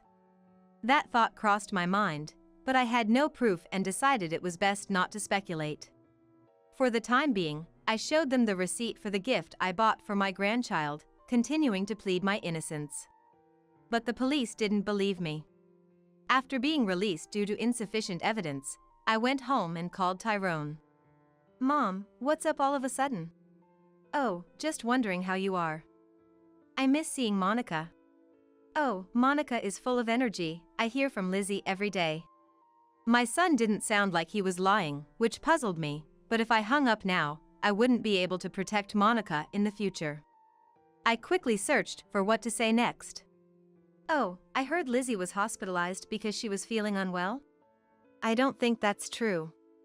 She didn't even seem to have a cold. Tyrone was vague even though he was talking about his own wife. Suspecting he was hiding something, I asked if something had happened. Tyrone was silent for a while, then let out a deep sigh. I guess I can't hide it from you, Mom. Actually, we're getting a divorce. What? Why? The classic irreconcilable differences. We've been fighting nonstop since I started working away from home. I was shocked by his unexpected response, and when I heard that Lizzie would get custody of Monica after the divorce, I couldn't help but raise my voice. That's unacceptable. Absolutely not. I know it's sad, like losing a grandchild, but it's best for children to be with their mother. No, you need to listen to me. I then decided to tell Tyrone everything that happened today. When I told him I was treated as a suspect and taken away by the police, he was shocked and muttered, "What's going on?" It seemed Tyrone was completely unaware of the situation. I thought it might be best to share my concerns. I'm so worried about Monica. I don't want to think this way, but I'm afraid Lizzie might be doing something. Which hospital was Monica taken to? The paramedics told me. I think I'll go check.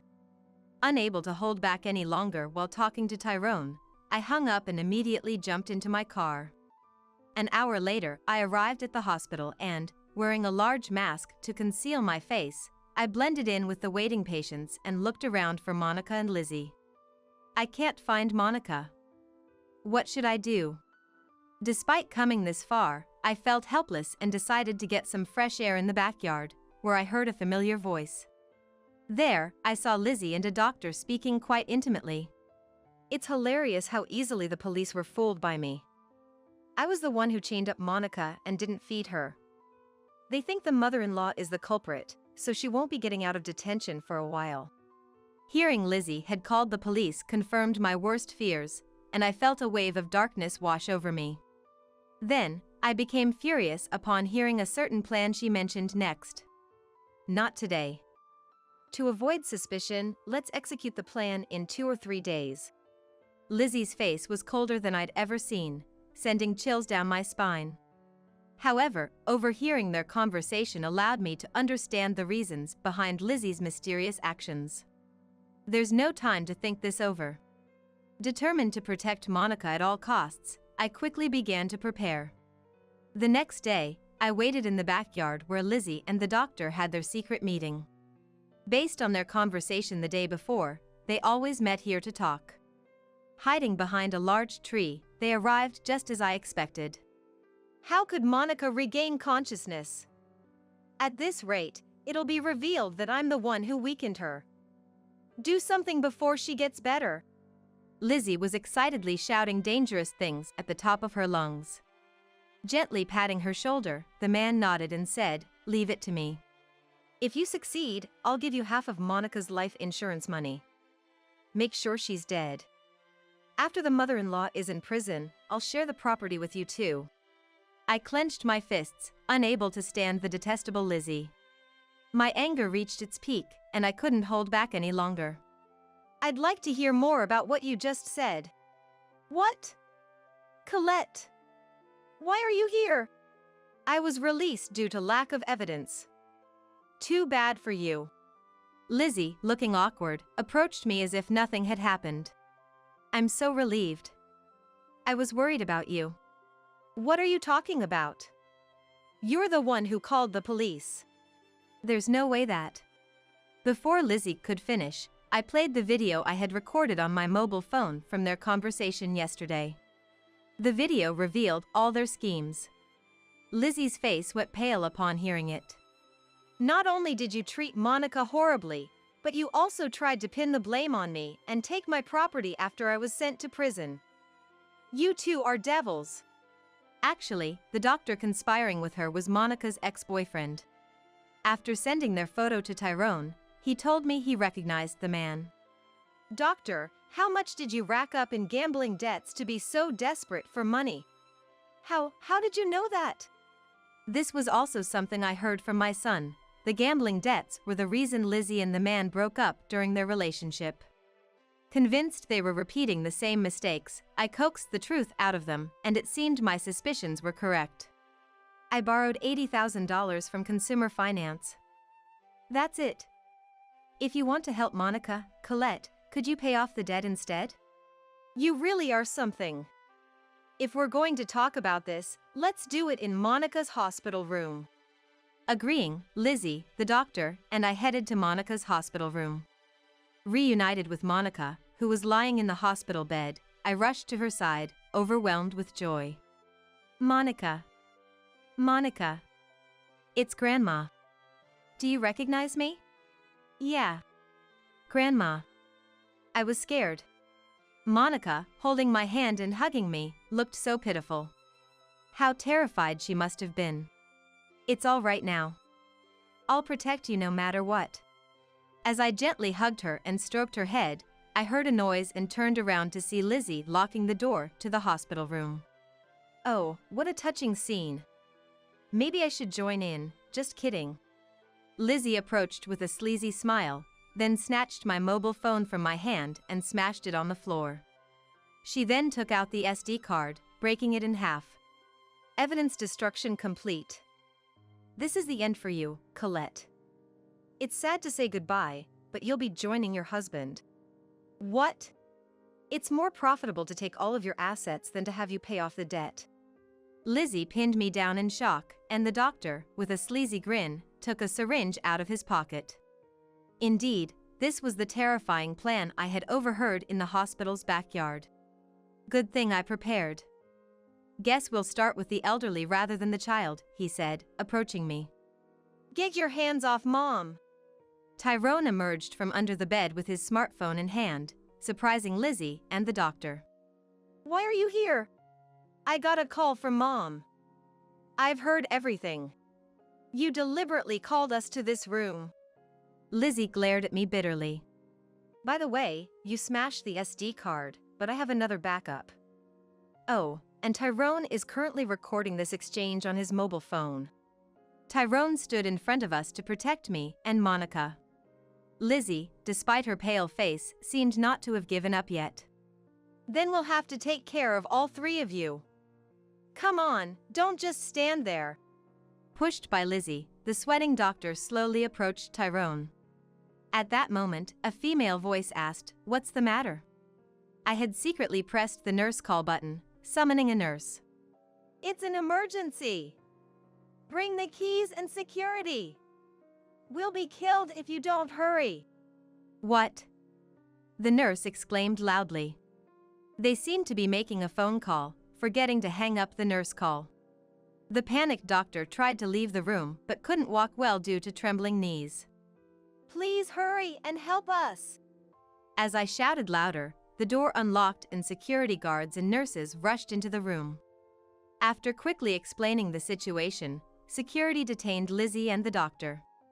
He tried to attack me with that syringe in his pocket. Please check its contents. The security confiscated the syringe with suspicious liquid, and the doctor tried to deflect blame, saying, "It's not my fault. She seduced me into it." The evidence on the video will show who's at fault. Let the police decide. Lizzie, there's no need for discussion. We're getting a divorce. I'll take care of Monica. Wait! Don't abandon me! I'll break up with my ex-boyfriend. Please forgive me. She clung to Tyrone with tears streaming down her face, but Tyrone shook her off. Then, she turned to me and offered a profound apology. Colette, please stop the police. I won't do anything like this again. You should be grateful you can still eat, even if it's bad food. Experience a bit of the hardship Monica endured, being chained and starved. Look, your ride is here. Outside the room, the police cars called by the nurses had arrived. I handed over the SD card with the video and the data from Tyrone's mobile phone to the police, and the crestfallen Lizzie and the doctor were taken away. Subsequently, Lizzie and the doctor were imprisoned for conspiring to take Monica's life and for framing me, putting me in danger. Tyrone divorced Lizzie and gained custody of Monica, claiming $30,000 in damages for Monica's emotional distress and for the affair, which he also demanded from the doctor. It was decided that I would take care of Monica for a while. Monica recovered quite well and happily runs around the garden now. We're all looking forward to living together once Tyrone's work assignment ends. It's better not to go home even after you're discharged. My 5-year-old daughter, who came to visit me in the hospital, muttered this. I couldn't understand what she was saying and tilted my head in confusion. Then look at this. I couldn't stop trembling when I saw the photo that my daughter, who possesses a mysterious power, handed to me. That's because it captured something unbelievable. In that moment, everything came crashing down. And at the same time, a brilliant revenge drama was about to begin. My name is Cheryl. I'm 32 years old. I lived with my husband Marty, who is 3 years older than me, and our 5-year-old daughter. I worked at the same company as Marty and was drawn to his cheerful personality. I thought about quitting when I got pregnant, but after discussing with HR, I changed my mind and returned to work in a different department after maternity leave. Since we were both working, we shared household chores and took care of our daughter together. Our daughter Erica was innocent and cheerful, and she loved her daycare. Erica, who had always been a great helper, took the initiative to help when we were sorting out my parents' house after they passed away 2 years ago. But at that time, Erica was still just a little girl. When she found my dad's Polaroid camera, she became obsessed with it and couldn't focus on anything else.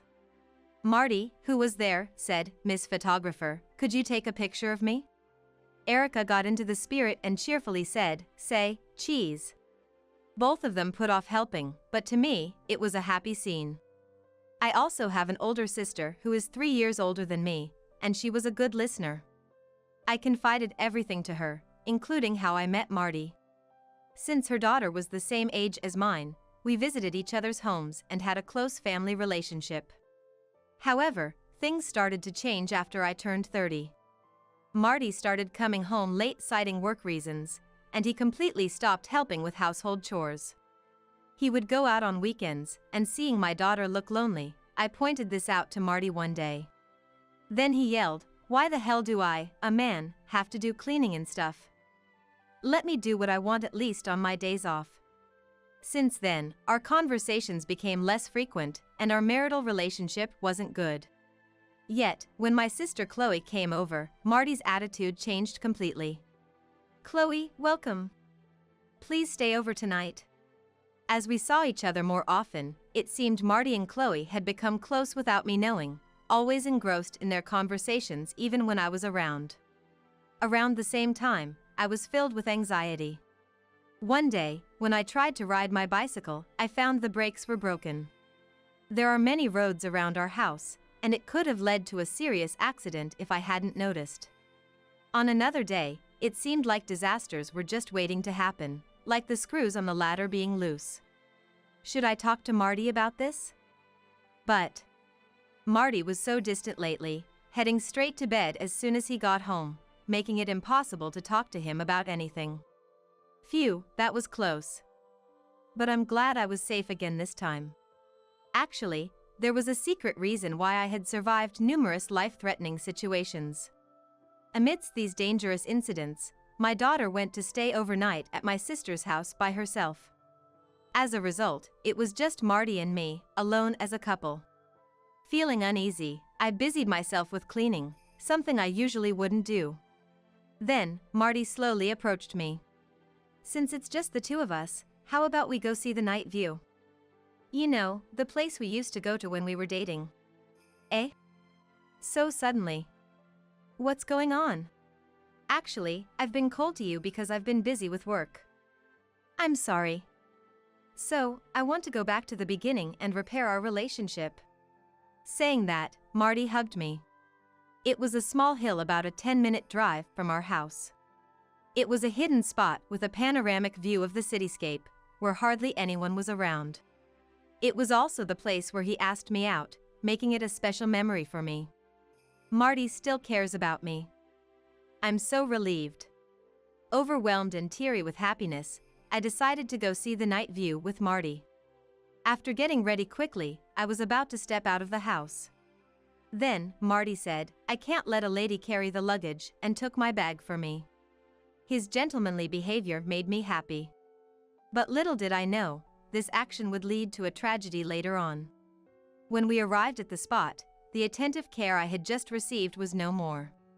Marty said, "I'll go ahead and find the best spot to see the night view," and disappeared into the dark with just a flashlight. Wait!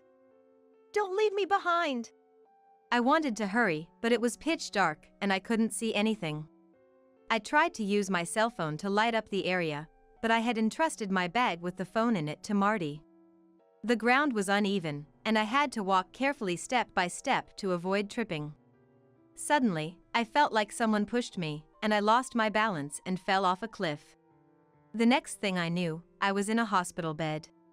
I was wondering why I couldn't find you when an ambulance came and there was a big commotion. I got closer and saw you being carried on a stretcher. I was scared to death. Marty held my hand with tears in his eyes. The nurse said someone happened to pass by and found me lying at the bottom of the cliff, and they called for help.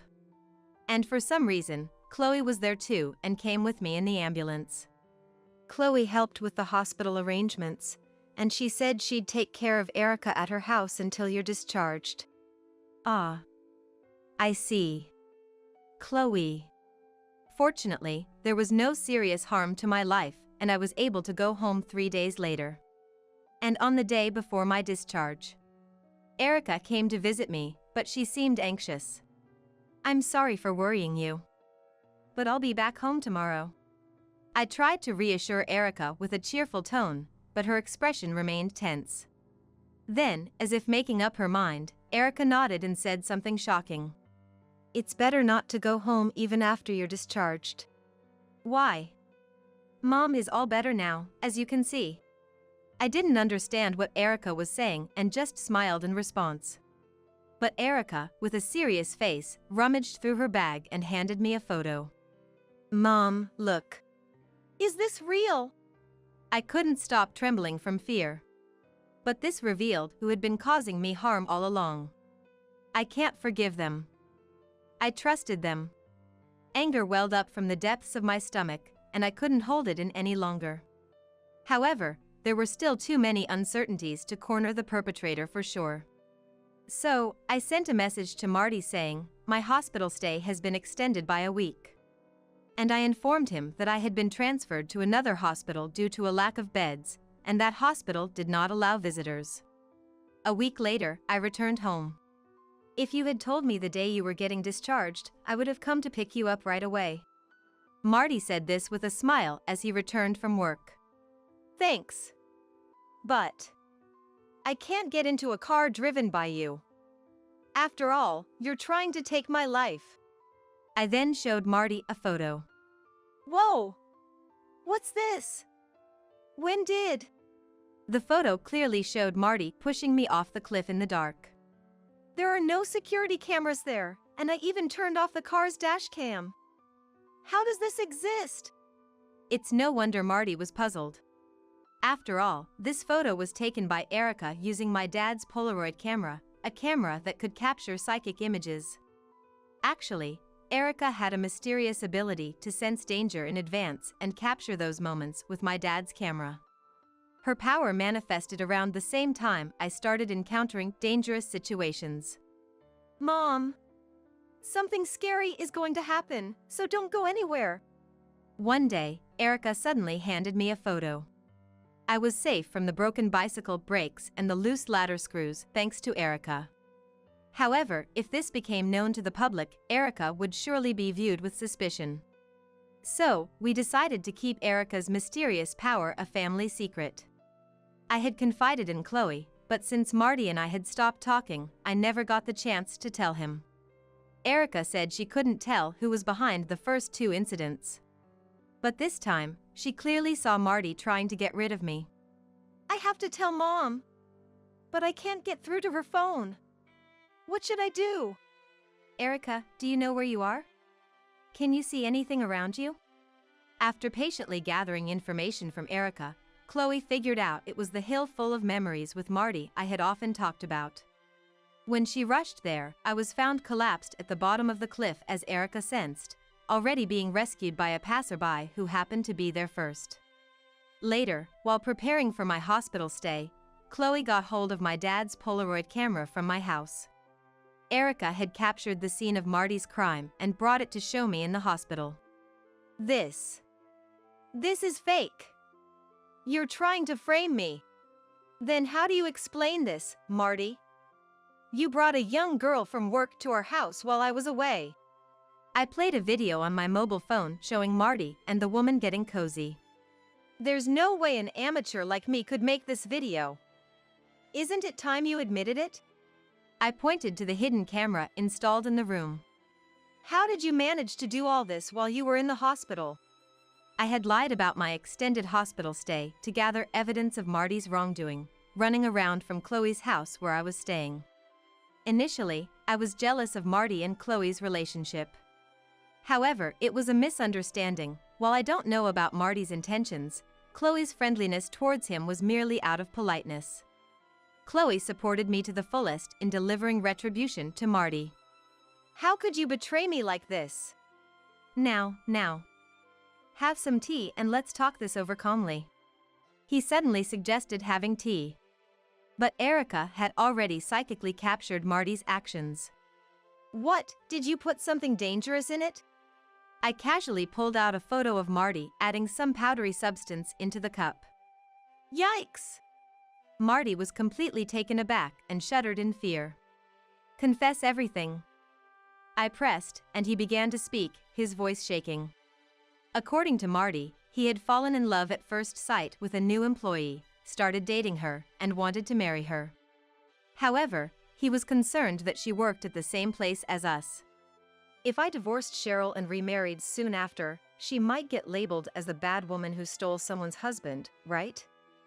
That would be too pitiful. Are you saying you tried to kill me to protect your mistress? If Cheryl was out of the picture, she wouldn't be looked at strangely, and I wouldn't have to deal with the hassle of a divorce. It was perfect. Marty also confessed to orchestrating the dangerous incidents that had been occurring around me. You're the worst. Fine, I'll give you what you want and divorce you. But I wonder if you'll be able to be with your mistress. What do you mean? It seems she wasn't really interested in you. By this time, I had already contacted the mistress and spoken to her. It turns out she was attracted to Marty because he was the husband of the high-achieving Cheryl. She was just basking in the superiority of being pursued by such a man. So, she wasn't actually in love with me. Indeed, I was well respected in the company, and the reason I didn't resign was that the upper management went to great lengths to retain me.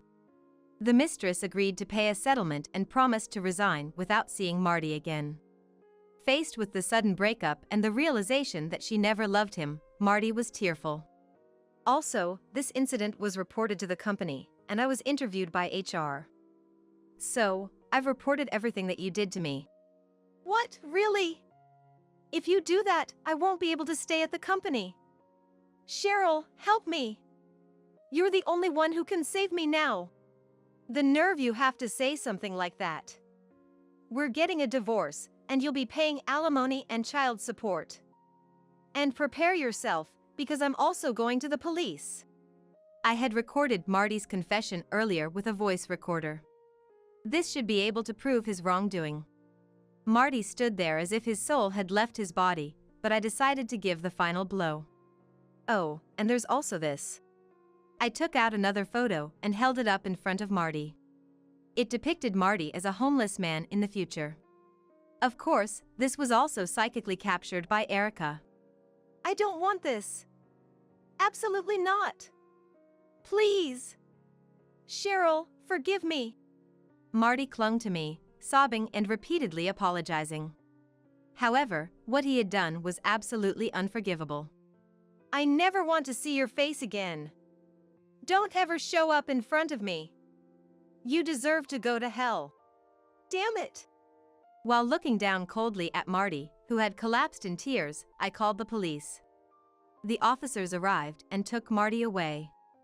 After being interrogated, Marty confessed to everything and was charged with some crime. The company took the incident seriously, and Marty was terminated. I got divorced, demanded $30,000 in settlement money from Marty in the divorce court, and $500 a month for child support, and the mistress agreed to pay me $10,000. With no income, Marty borrowed money from shady lenders to pay me, living in fear of debt collectors and sleeping in parks. It turned out just like Erica's psychic photo had predicted. However, Erica's mysterious ability disappeared after a while. I don't know what it was, but I think it's for the best. I was promoted at my current job, with a significant salary increase. Thanks to that, Erica and I are now enjoying our days happily together. I told you I'm at a funeral. How insensitive can you be? Don't ever call me again. My husband, Kenneth, who had left for his late boss's funeral, was already upset from the start and hung up on me without listening to a single word. I called back immediately, but an automated message told me his phone was off, leaving me at a loss. I never imagined he would treat me this horribly. It was unthinkable back when we first met. Our relationship had started to shift when he was promoted. With increased overtime and weekend work, it became impossible to find time for us as a couple. I wanted children, but it was impossible to even think of that in our situation. Swallowing my pride, I expressed my feelings to him, but every time, he ended up yelling at me. It got to the point where Kenneth couldn't stand hearing about children, and eventually served me with divorce papers. I've already filled out my part. I'm moving on with my life without you. Once we divorced, Kenneth was clearly set on enjoying life with his affair partner. If he's going to act that way, then I have my own plan. I'll keep the identity of the person who called me earlier a secret from him. If he found out, I know he'd be utterly shocked. Imagining his reaction brought a quiet smile to my face. My name is Leela. I'm 35 years old. I've had a career dream since I was a child. To achieve it, I studied at a career college in NY and landed a job when I was 20. It was related to my dream profession, so I saved up while studying for independence. After 8 fulfilling years, as planned, I finally reached my goal when I was 28. My job is one I can do anywhere with a computer, so I work freelance from my rented apartment, which doubles as my workspace. However, with one goal achieved, I couldn't help but see another on the horizon. Friends from school were already married or mothers by the time they were 30, embracing the role of wife or mom. Meanwhile, I had spent my 20s so immersed in work that my life became a routine of home and office. After going freelance, I rarely left home, and with my days and nights often reversed, I realized just how few men I'd met. I held on to the ideal of having both a career and a family, so when my work finally slowed down, I decided to join a matchmaking service. That's where I met Kenneth, who would later become my husband. Kenneth, 3 years older than me, had also focused on his work for over a decade, and despite his friendly personality, he hadn't met many people. For Kenneth, working at a company, my freelance career was unique, and he was curious about me from our first meeting. "You're self-employed. That's amazing. What kind of work do you do?" "Well, I'm still starting out. I'd say I'm in illustration," I replied vaguely to his question, hesitating to go into detail, but I admired his thoughtfulness when he didn't press further.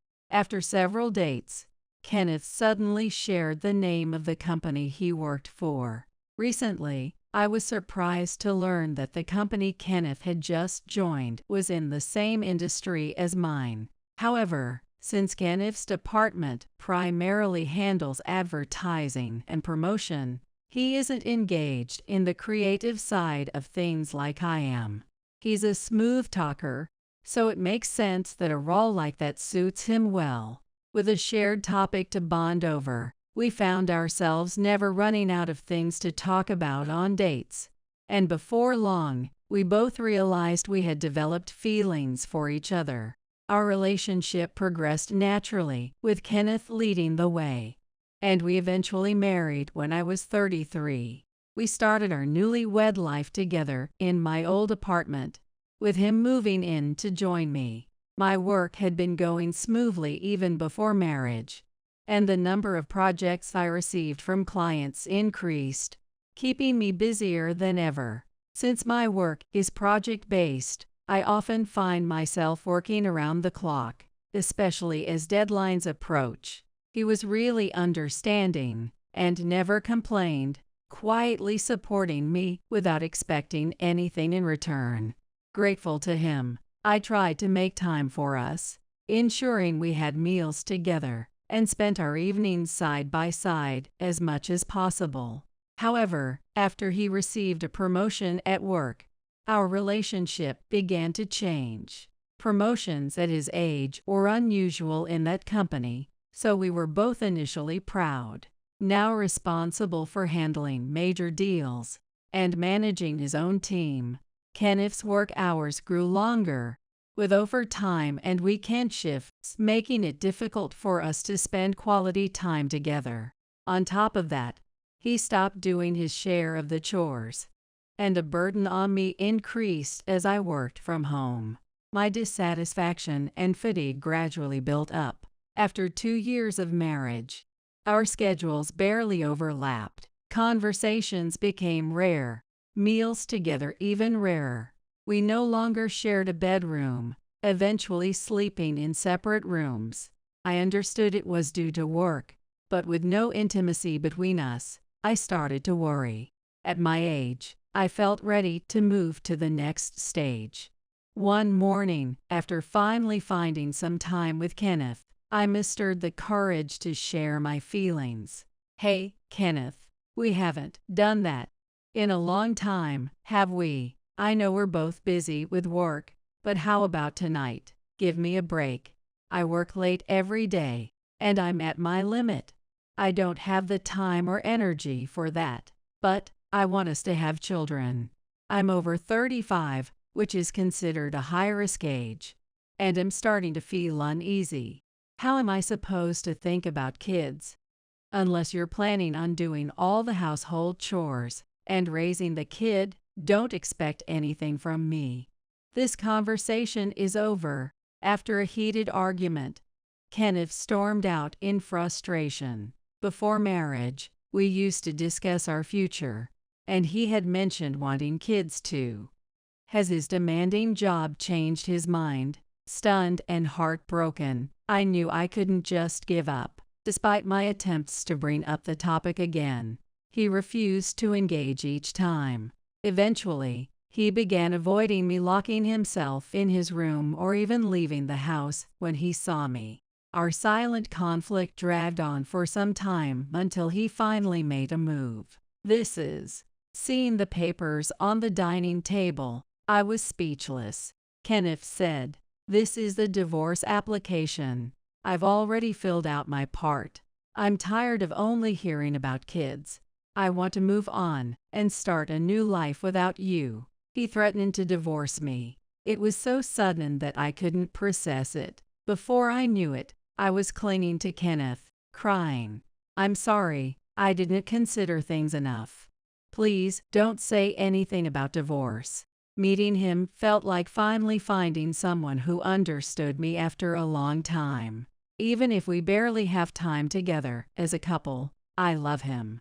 I can't even think of divorce. Watching me apologize, he hesitated for a moment and then withdrew the divorce application. But from that day on, whenever we argued or he wasn't pleased, he'd bring up divorce to threaten me. At the same time, his demands started escalating.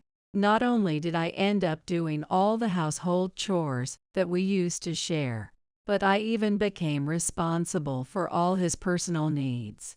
He stopped contributing his share of the living expenses. Confused by this drastic change in him, I held on desperately, accepting this life to avoid divorce.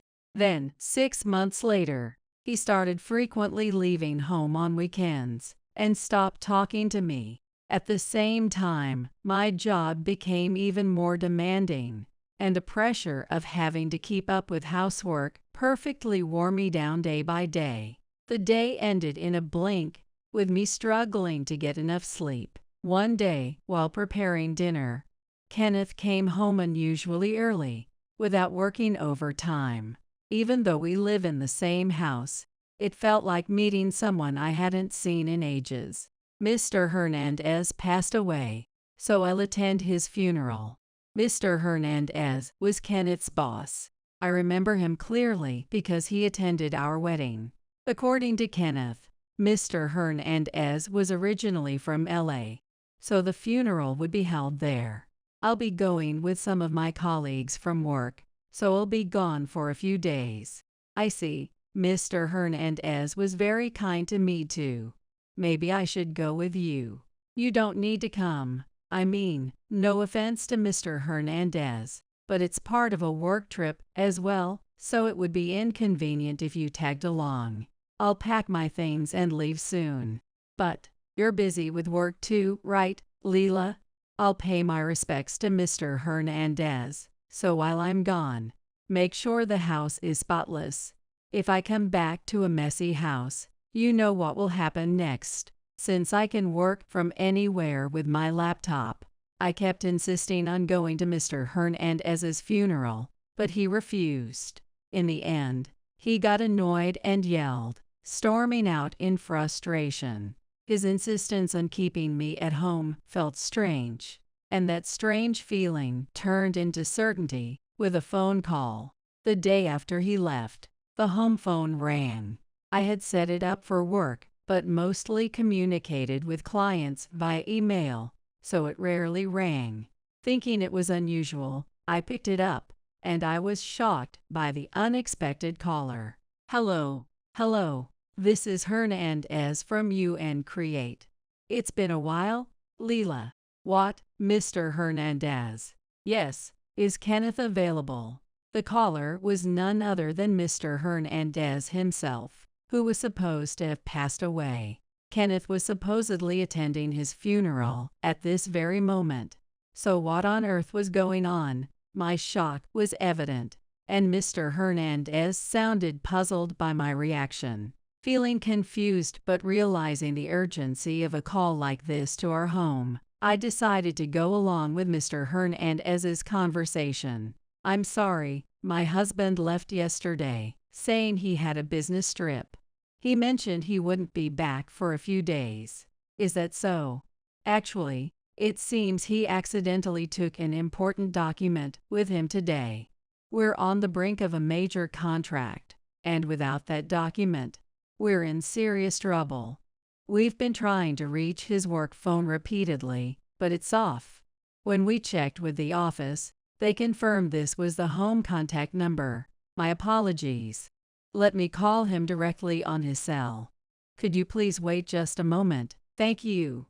We'll be waiting for your call back. After the call with Mr. Hernandez ended, still not fully understanding the situation, I quickly dialed Kenneth's number. Whether he hadn't noticed or was deliberately ignoring it, he wasn't picking up at all despite the multiple calls. I had my own questions, but right now, preventing any more inconvenience to his company was clearly more critical. I kept calling him repeatedly, refusing to give up. After about 10 minutes, Kenneth finally answered. Hello, Kenneth. Can I talk to you for a moment? I told you I'm at a funeral. How insensitive can you be? Don't ever call me again. He was angry from the start and hung up the phone without listening to a word I said. I immediately called him back, but the automated message said his phone was turned off, just like his work phone, leaving me feeling completely lost. I decided to call Mr. Hernandez back to explain that I couldn't get through to him, and he candidly shared more information. Actually, he told us there was a family emergency and requested a few days off starting today. Looks like he told Leela it was a business trip instead. Yes, and he also lied to me, saying he was going to LA to attend Mr. Hernandez's funeral. My funeral? I mean, sure, I'm originally from LA, but I'm very much alive. What kind of lie is that? Since we're at this point, would you like me to share everything with Leela? Mr. Hernandez seemed genuinely furious, angry that Kenneth would not only lie but also inconvenience the company by pretending he was dead. Fuming, Mr. Hernandez assured me he would disclose everything he knew, encouraging me to prepare myself as he began unveiling Kenneth's secrets. According to Mr. Hernandez, a rumor about him had been circulating around the office. It seemed that since his promotion 2 years ago, where he started managing subordinates, Kenneth had been showing favoritism toward a young female employee. In reality, Kenneth hardly worked any overtime or weekend shifts. He kept regular hours and left work around the same time she did each day. Apparently, his current time off even overlapped with hers. At first, it seemed coincidental since she'd requested extended vacation days ahead of time, and Kenneth applied for bereavement leave afterward. But our phone call revealed it was all a lie. UN Create's president is known for his strong stance on trustworthiness with clients and won't tolerate anything that could harm the company's reputation. When any inappropriate behavior has surfaced within the company, he's dealt with it swiftly. However, in Kenneth's case, they were struggling due to the lack of concrete evidence. Apologies for discussing Kenneth like this. It must be hard for you, Leela. No, I appreciate you being open with me. Actually, I already knew it. What? Yes, I had suspected him of cheating. The turning point was when Kenneth started having me take care of all his personal errands. One day, as I was about to send his suit to the dry cleaners, I checked the pockets and found a receipt from a high-end restaurant. It was listed for 2 people, and I quickly realized Kenneth had taken someone there to impress them. Not wanting to believe he was cheating, I bought a GPS tracker to monitor his movements. Since I often stayed up late after he'd gone to bed, it was easy to slip it into his bag without him noticing. Tracking his locations revealed that after work, he frequently visited a motel or the same apartment. Even on weekends, he'd take day trips to nearby tourist spots and hot springs. Those were places we used to go on dates. I was devastated. Did my insistence on talking about having children drive him to cheat? But when I thought about it, our time together had already dwindled long before I brought up kids. The relationship must have started well before my attempts to discuss our family. I couldn't hide my shock, and it became impossible to focus on work. Realizing that this situation couldn't continue, I decided to take a decisive step and hired a detective agency just the other day, spending a significant amount of money for a thorough investigation. Today, it's likely that the investigator is following him as planned. Mr. Hernandez, though taken aback by my decision, agreed that Kenneth's infidelity was almost certain. The infidelity, the embarrassment to the company, the blatant disrespect towards Mr. Hernandez. I was overwhelmed by disgust for everything Kenneth had done, and any affection I once had for him drained away in an instant. The weight of all the efforts I had made over the years suddenly came crashing down, and I found myself slumping my shoulders under its heavy burden. There was no hesitation. I was going to get a divorce. A few nights later, my smartphone rang with an incoming call from Kenneth. At first, I ignored it, but as the calls persisted, I moved to a quieter area and finally pressed the answer button. "Hey, where are you right now?" "Where?" "At a business hotel, of course." "Why, I came home, and you're not there. The place is completely empty. What the hell is going on?" After speaking with Mr. Hernandez, I had started preparing to leave the house. Since it was an apartment I had lived in long before our marriage, nearly all the furniture and appliances had been purchased with my own money. I arranged to have everything moved to a rented storage unit before I finally left the house. In a business hotel, I could count on a steady internet connection, making it comfortable not only for work, but surprisingly even more relaxing without the burdens of household responsibilities. I decided that I couldn't keep living with you anymore, so I left. And to make things easier for you, I went ahead and filed the divorce papers. So don't worry about it. Kenneth, sounding increasingly desperate, "You filed the divorce papers? You've got to be kidding." While clearing out the house, I had come across the divorce papers he had already filled out. I figured there was no point in having a confrontation with him, so I completed my part and submitted it at the city hall, hoping to avoid unnecessary complications. Kenneth was obviously panicking, but I played along, pretending not to notice. "What the hell do you think you're doing?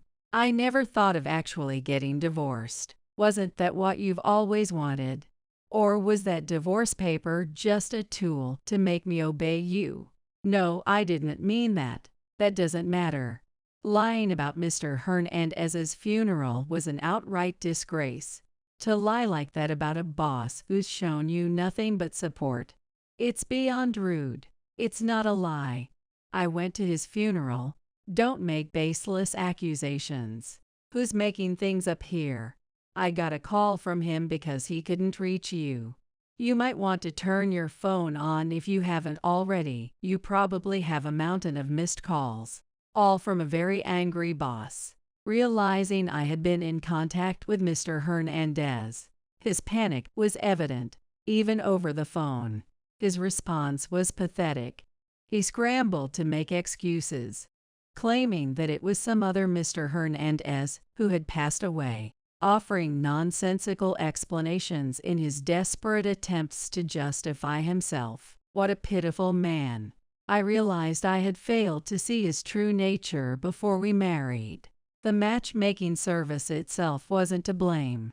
After all, there are plenty of couples who meet through such services and go on to live happily. I couldn't even recognize that I'd drawn the short straw, and in my excitement over meeting him, I completely overlooked the essentials. "Kenneth, this is where it ends. I know exactly what you've been up to these past few days. And you'd better brace yourself. Your company will likely take some serious action soon." "What are you even talking about? The company loves me. There's no issue. I get promoted young for a reason. Besides, as a freelancer, you'll probably struggle without me. Apologize now, and I might forgive you." "I have nothing to apologize for. I'd rather not see you anymore, so from now on, let's handle this through our lawyers. And don't ever try to contact me again." Kenneth acted so defiant, clinging to an attitude of strength despite being completely cornered. With a heavy sigh, I ignored whatever he tried to say next and hung up the phone. He kept calling repeatedly, but I dismissed every single call until I finally powered off my phone. A month after the chaos, on a work assignment, I visited a company located in one of the office buildings. As I waited in front of the entrance marked UN Creating for my meeting, Kenneth suddenly burst out of the door, out of breath. "Leela, what are you doing here?" My face instinctively twisted with annoyance. Apparently, he saw me on the security camera at the entrance and came running out. "It's all your fault that I got demoted, my salary's cut, and this is the worst. What do you have to say for yourself?" He blocked my way, ranting on and on. With a month of no contact between us, it seemed his complaints had piled up. The demotion was his own doing, yet somehow he managed to blame it on someone else. I brushed him off nonchalantly, which only fueled his anger more. I would have preferred not to see him, but today was too important, so I had no choice but to come here. Just when things felt unbearably awkward, my meeting contact finally emerged from inside. "What's all this ruckus? Have some decency outside the company. Mr. Hernandez, why are you here?" "Why? Because I was the one who set up today's appointment with your ex-wife." He apologized for making me wait, and then motioned for us to head to the meeting room. Kenneth stood there in shock, unable to believe it. "No way. Leela, you're actually that close with Mr. Hernandez. You didn't know? She's actually the savior of our company." "Mr. Hernandez, you always say that, but really, I'm starting to get embarrassed. Actually, my work is as a creator specializing in game character design. UN Create is a game production company, and I've been connected with them since I first went freelance. UN Create once faced a deficit, and in a last-ditch effort to revitalize the company, they decided to develop a new smartphone game, outsourcing character design to me. The game was titled * Puzzle Trouble *. It's a puzzle-solving game where players also resolve the various issues faced by the characters within the story. When * Puzzle Trouble * was completed and released, it turned into a huge hit. Not only did UN Create bounce back, but they also expanded significantly. The reviews praised not only the engaging game mechanics, but also the depth of the characters. And because of that, I eventually became known among the staff as their savior. After that, Puzzle Trouble became a series, with new characters added in every installment that we released every few years. I have been the one writing all the characters, though only the CEO, Mr. Hernandez, a few other executives, and some developers actually know I work here. I met Kenneth after the first game became a hit, and he told me before we got married that he worked for UN Create. However, due to our non-disclosure agreements, I couldn't reveal that I was working on this project, and since I worked under a pseudonym, I managed to keep it all a secret. To silence Kenneth, Mr. Hernandez went ahead and revealed my true identity. Kenneth's face turned pale, and his mouth moved as if he wanted to say something. Puzzle Trouble is one of our main titles, and to think that Leela was involved. You were only hired after the first game became a success, and you've always been in the advertising department, so it's natural you wouldn't know the details of game development. Mr. Hernandez continued to reprimand Kenneth, pointing out how he had lied about needing time off for a funeral and had taken important documents with him, only to become unreachable. Apparently, Kenneth had mistakenly taken those papers with him and had flown all the way to LA with them. In the end, the documents had to be recreated in a rush to meet the contract deadline, and I later heard from Mr. Hernandez that Kenneth was demoted because he'd inconvenienced so many employees. I hadn't told you, thinking it might hurt your pride. But your early promotion was also thanks to Leela. The CEO was considerate because you were the spouse of the company's savior. No way, Mr. Hernandez. The time for the appointment is approaching. Indeed, the CEO is eagerly awaiting our arrival, so let's proceed. Before starting the development of the latest release, the CEO insisted on expressing his gratitude to me, which is why I'm here today. Kenneth, who had looked down on me, now seemed stunned, standing there in a daze after learning my true identity. Oh, and since everything is ready now, I'll leave the rest to you. Before heading to the back of the room, I took an envelope containing some documents out of my bag to hit Kenneth with one last blow. Inside, there was a collection of evidence gathered by the detective agency, proof of infidelity. Since I was planning to go to the lawyer's office afterward, it was convenient to have it on hand. When I handed Kenneth the demand for compensation in the divorce case, he clutched his head, stammering inaudibly, and collapsed to his knees. Watching him, I thought distantly, it looks just like a scene from a puzzle game.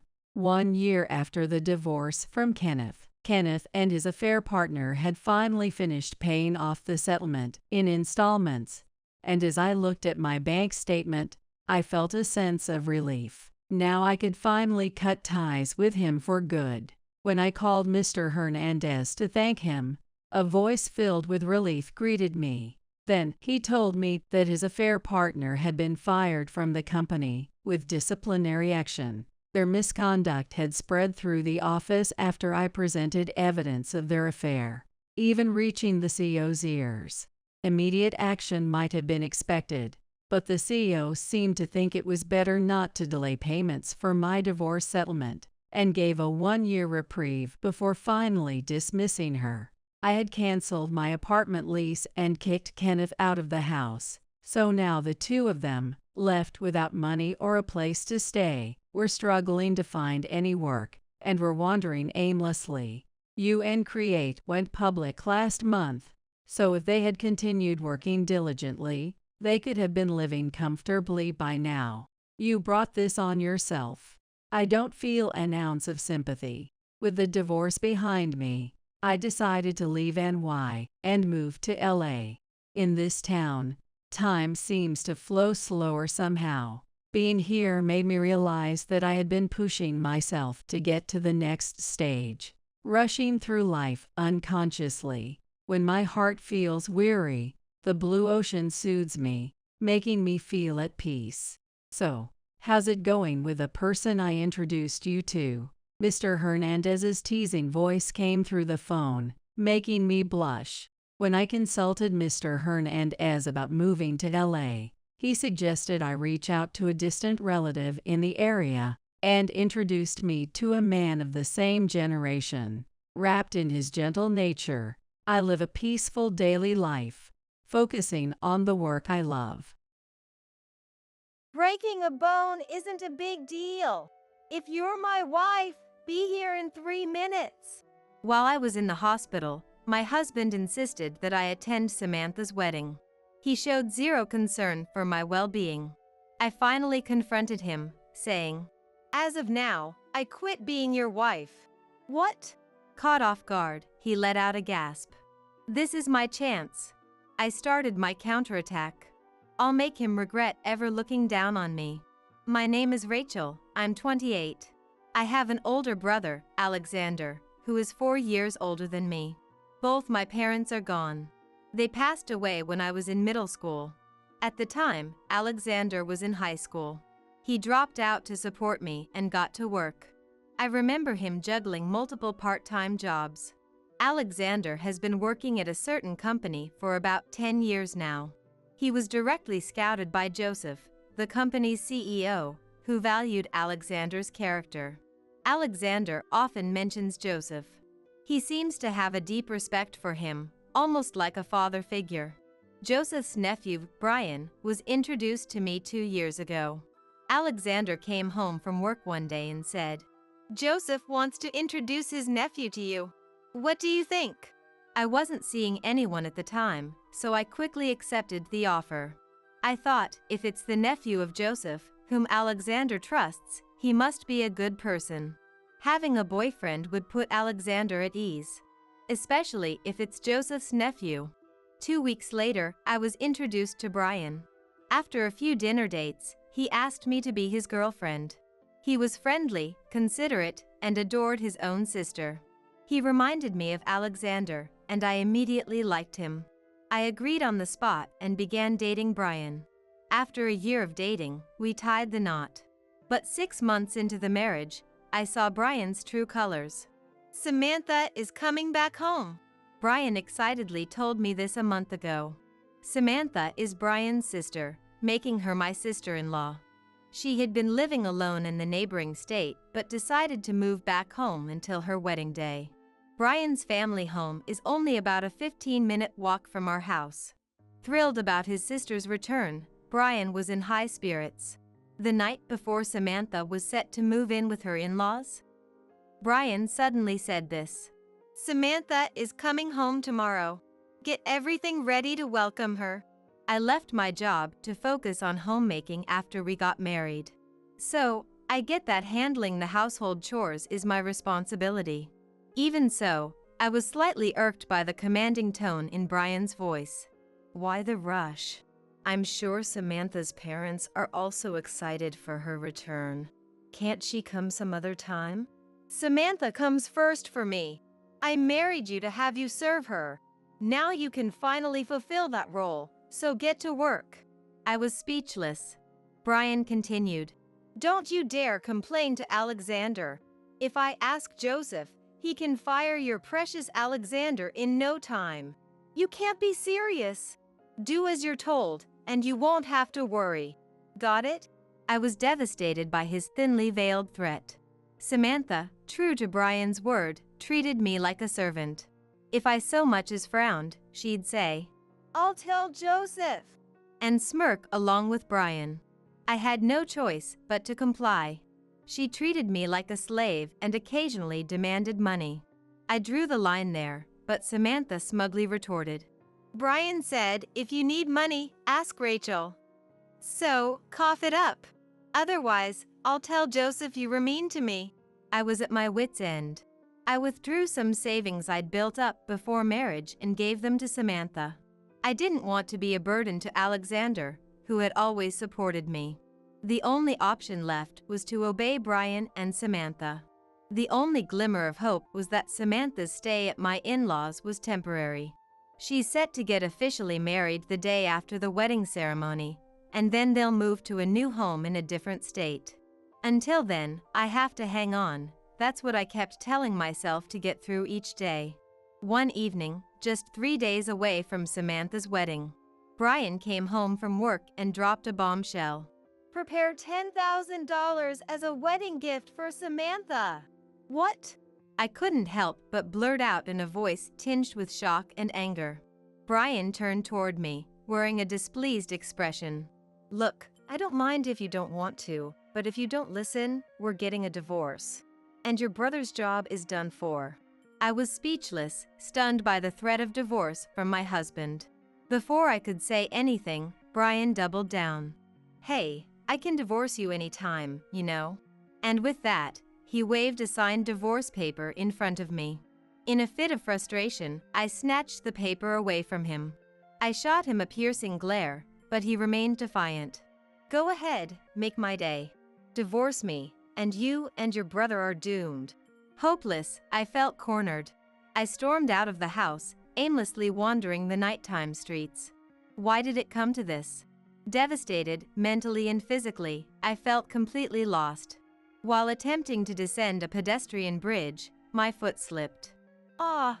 Before I could scream, I tumbled down to the ground below. I passed out as I hit the cold pavement. When I came to, I found myself in a hospital bed. Where am I? My brother Alexander peered into my face, full of concern. Rachel, are you all right? I was utterly confused. Observing my condition, Alexander explained what had happened. Last night, a passerby found me collapsed under the pedestrian bridge and called an ambulance. I had fractured my leg and would need a significant time to fully recover. I was even told I'd require long-term hospitalization and rehab. Alexander looked at me intently after his explanation. Why were you out at that hour? Brian hasn't even visited you in the hospital. Did something happen between you two? I could feel Alexander's genuine concern. I broke down, unable to hold back any longer. He only married me to use me. He threatened to fire you, Alexander, if I don't obey.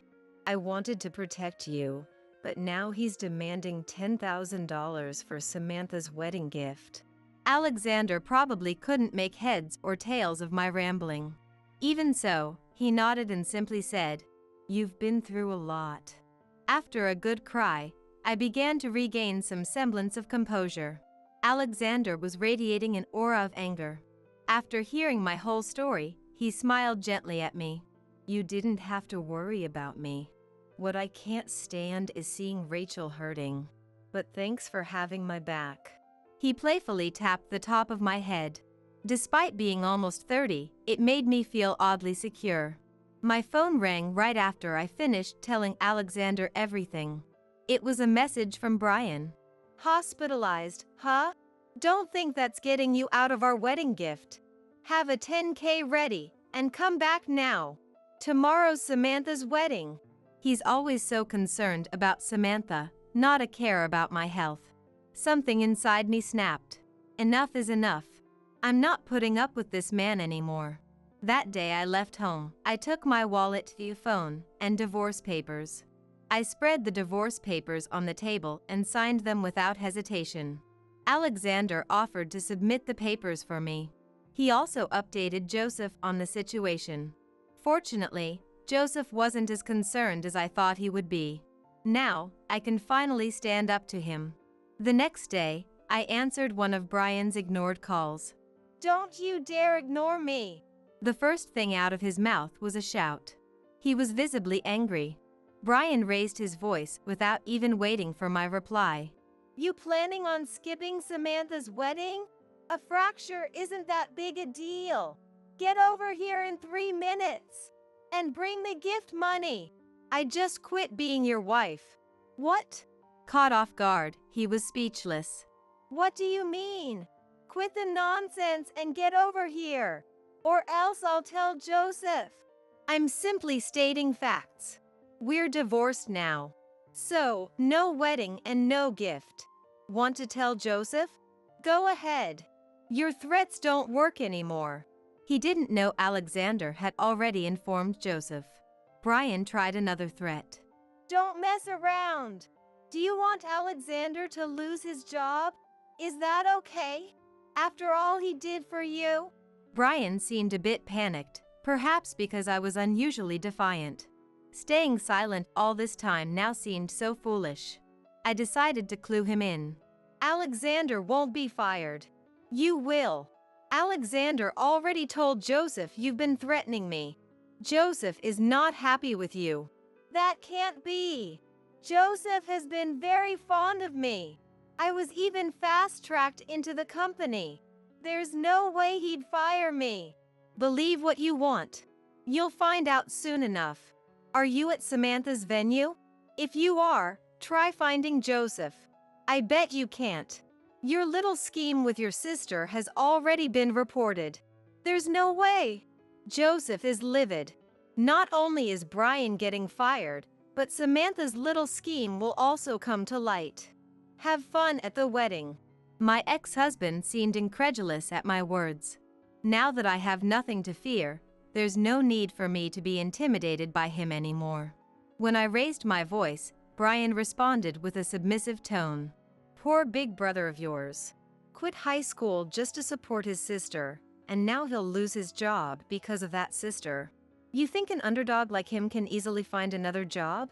Even Alexander will start disliking you, you know? Don't call my brother an underdog. You're the real underdog here. You sure you want to say that? I'm really going to fire him. Apologize now and bring me $1 million and you're off the hook. You're Samantha's personal servant, after all. Bring me the $1 million now. I completely lost my cool with my condescending ex-husband. Forgetting I was in a hospital, I shouted into the phone. The one who needs to apologize is you. What? Stunned by my loud voice, I didn't hold back. I won't forgive you even if you apologize. You're definitely getting fired. And your wedding? I bet none of your family will even show up. Joseph's been talking to everyone, you know? No way! Joseph wouldn't do that. Well, they aren't at the venue, are they? Maybe it's time to realize you and your sister have been written off. The whole family's disgusted with you. Shame. Even Samantha probably won't forgive you. Hearing this, Brian let out a cry that almost sounded like a scream. And why shouldn't he? Losing his servant of a wife, alienated by family, and even potentially hated by his sister. He's got every reason to scream. I guess we're done here, I said to my ex, now presumably understanding the gravity of his situation. Enjoy your wedding, if it even happens. I hung up without waiting for Brian's response. After that, both Brian and Samantha called multiple times, but I ignored them. Eventually, they gave up and sent emails instead. Rachel, I was wrong. I won't call you a servant anymore. Please come back.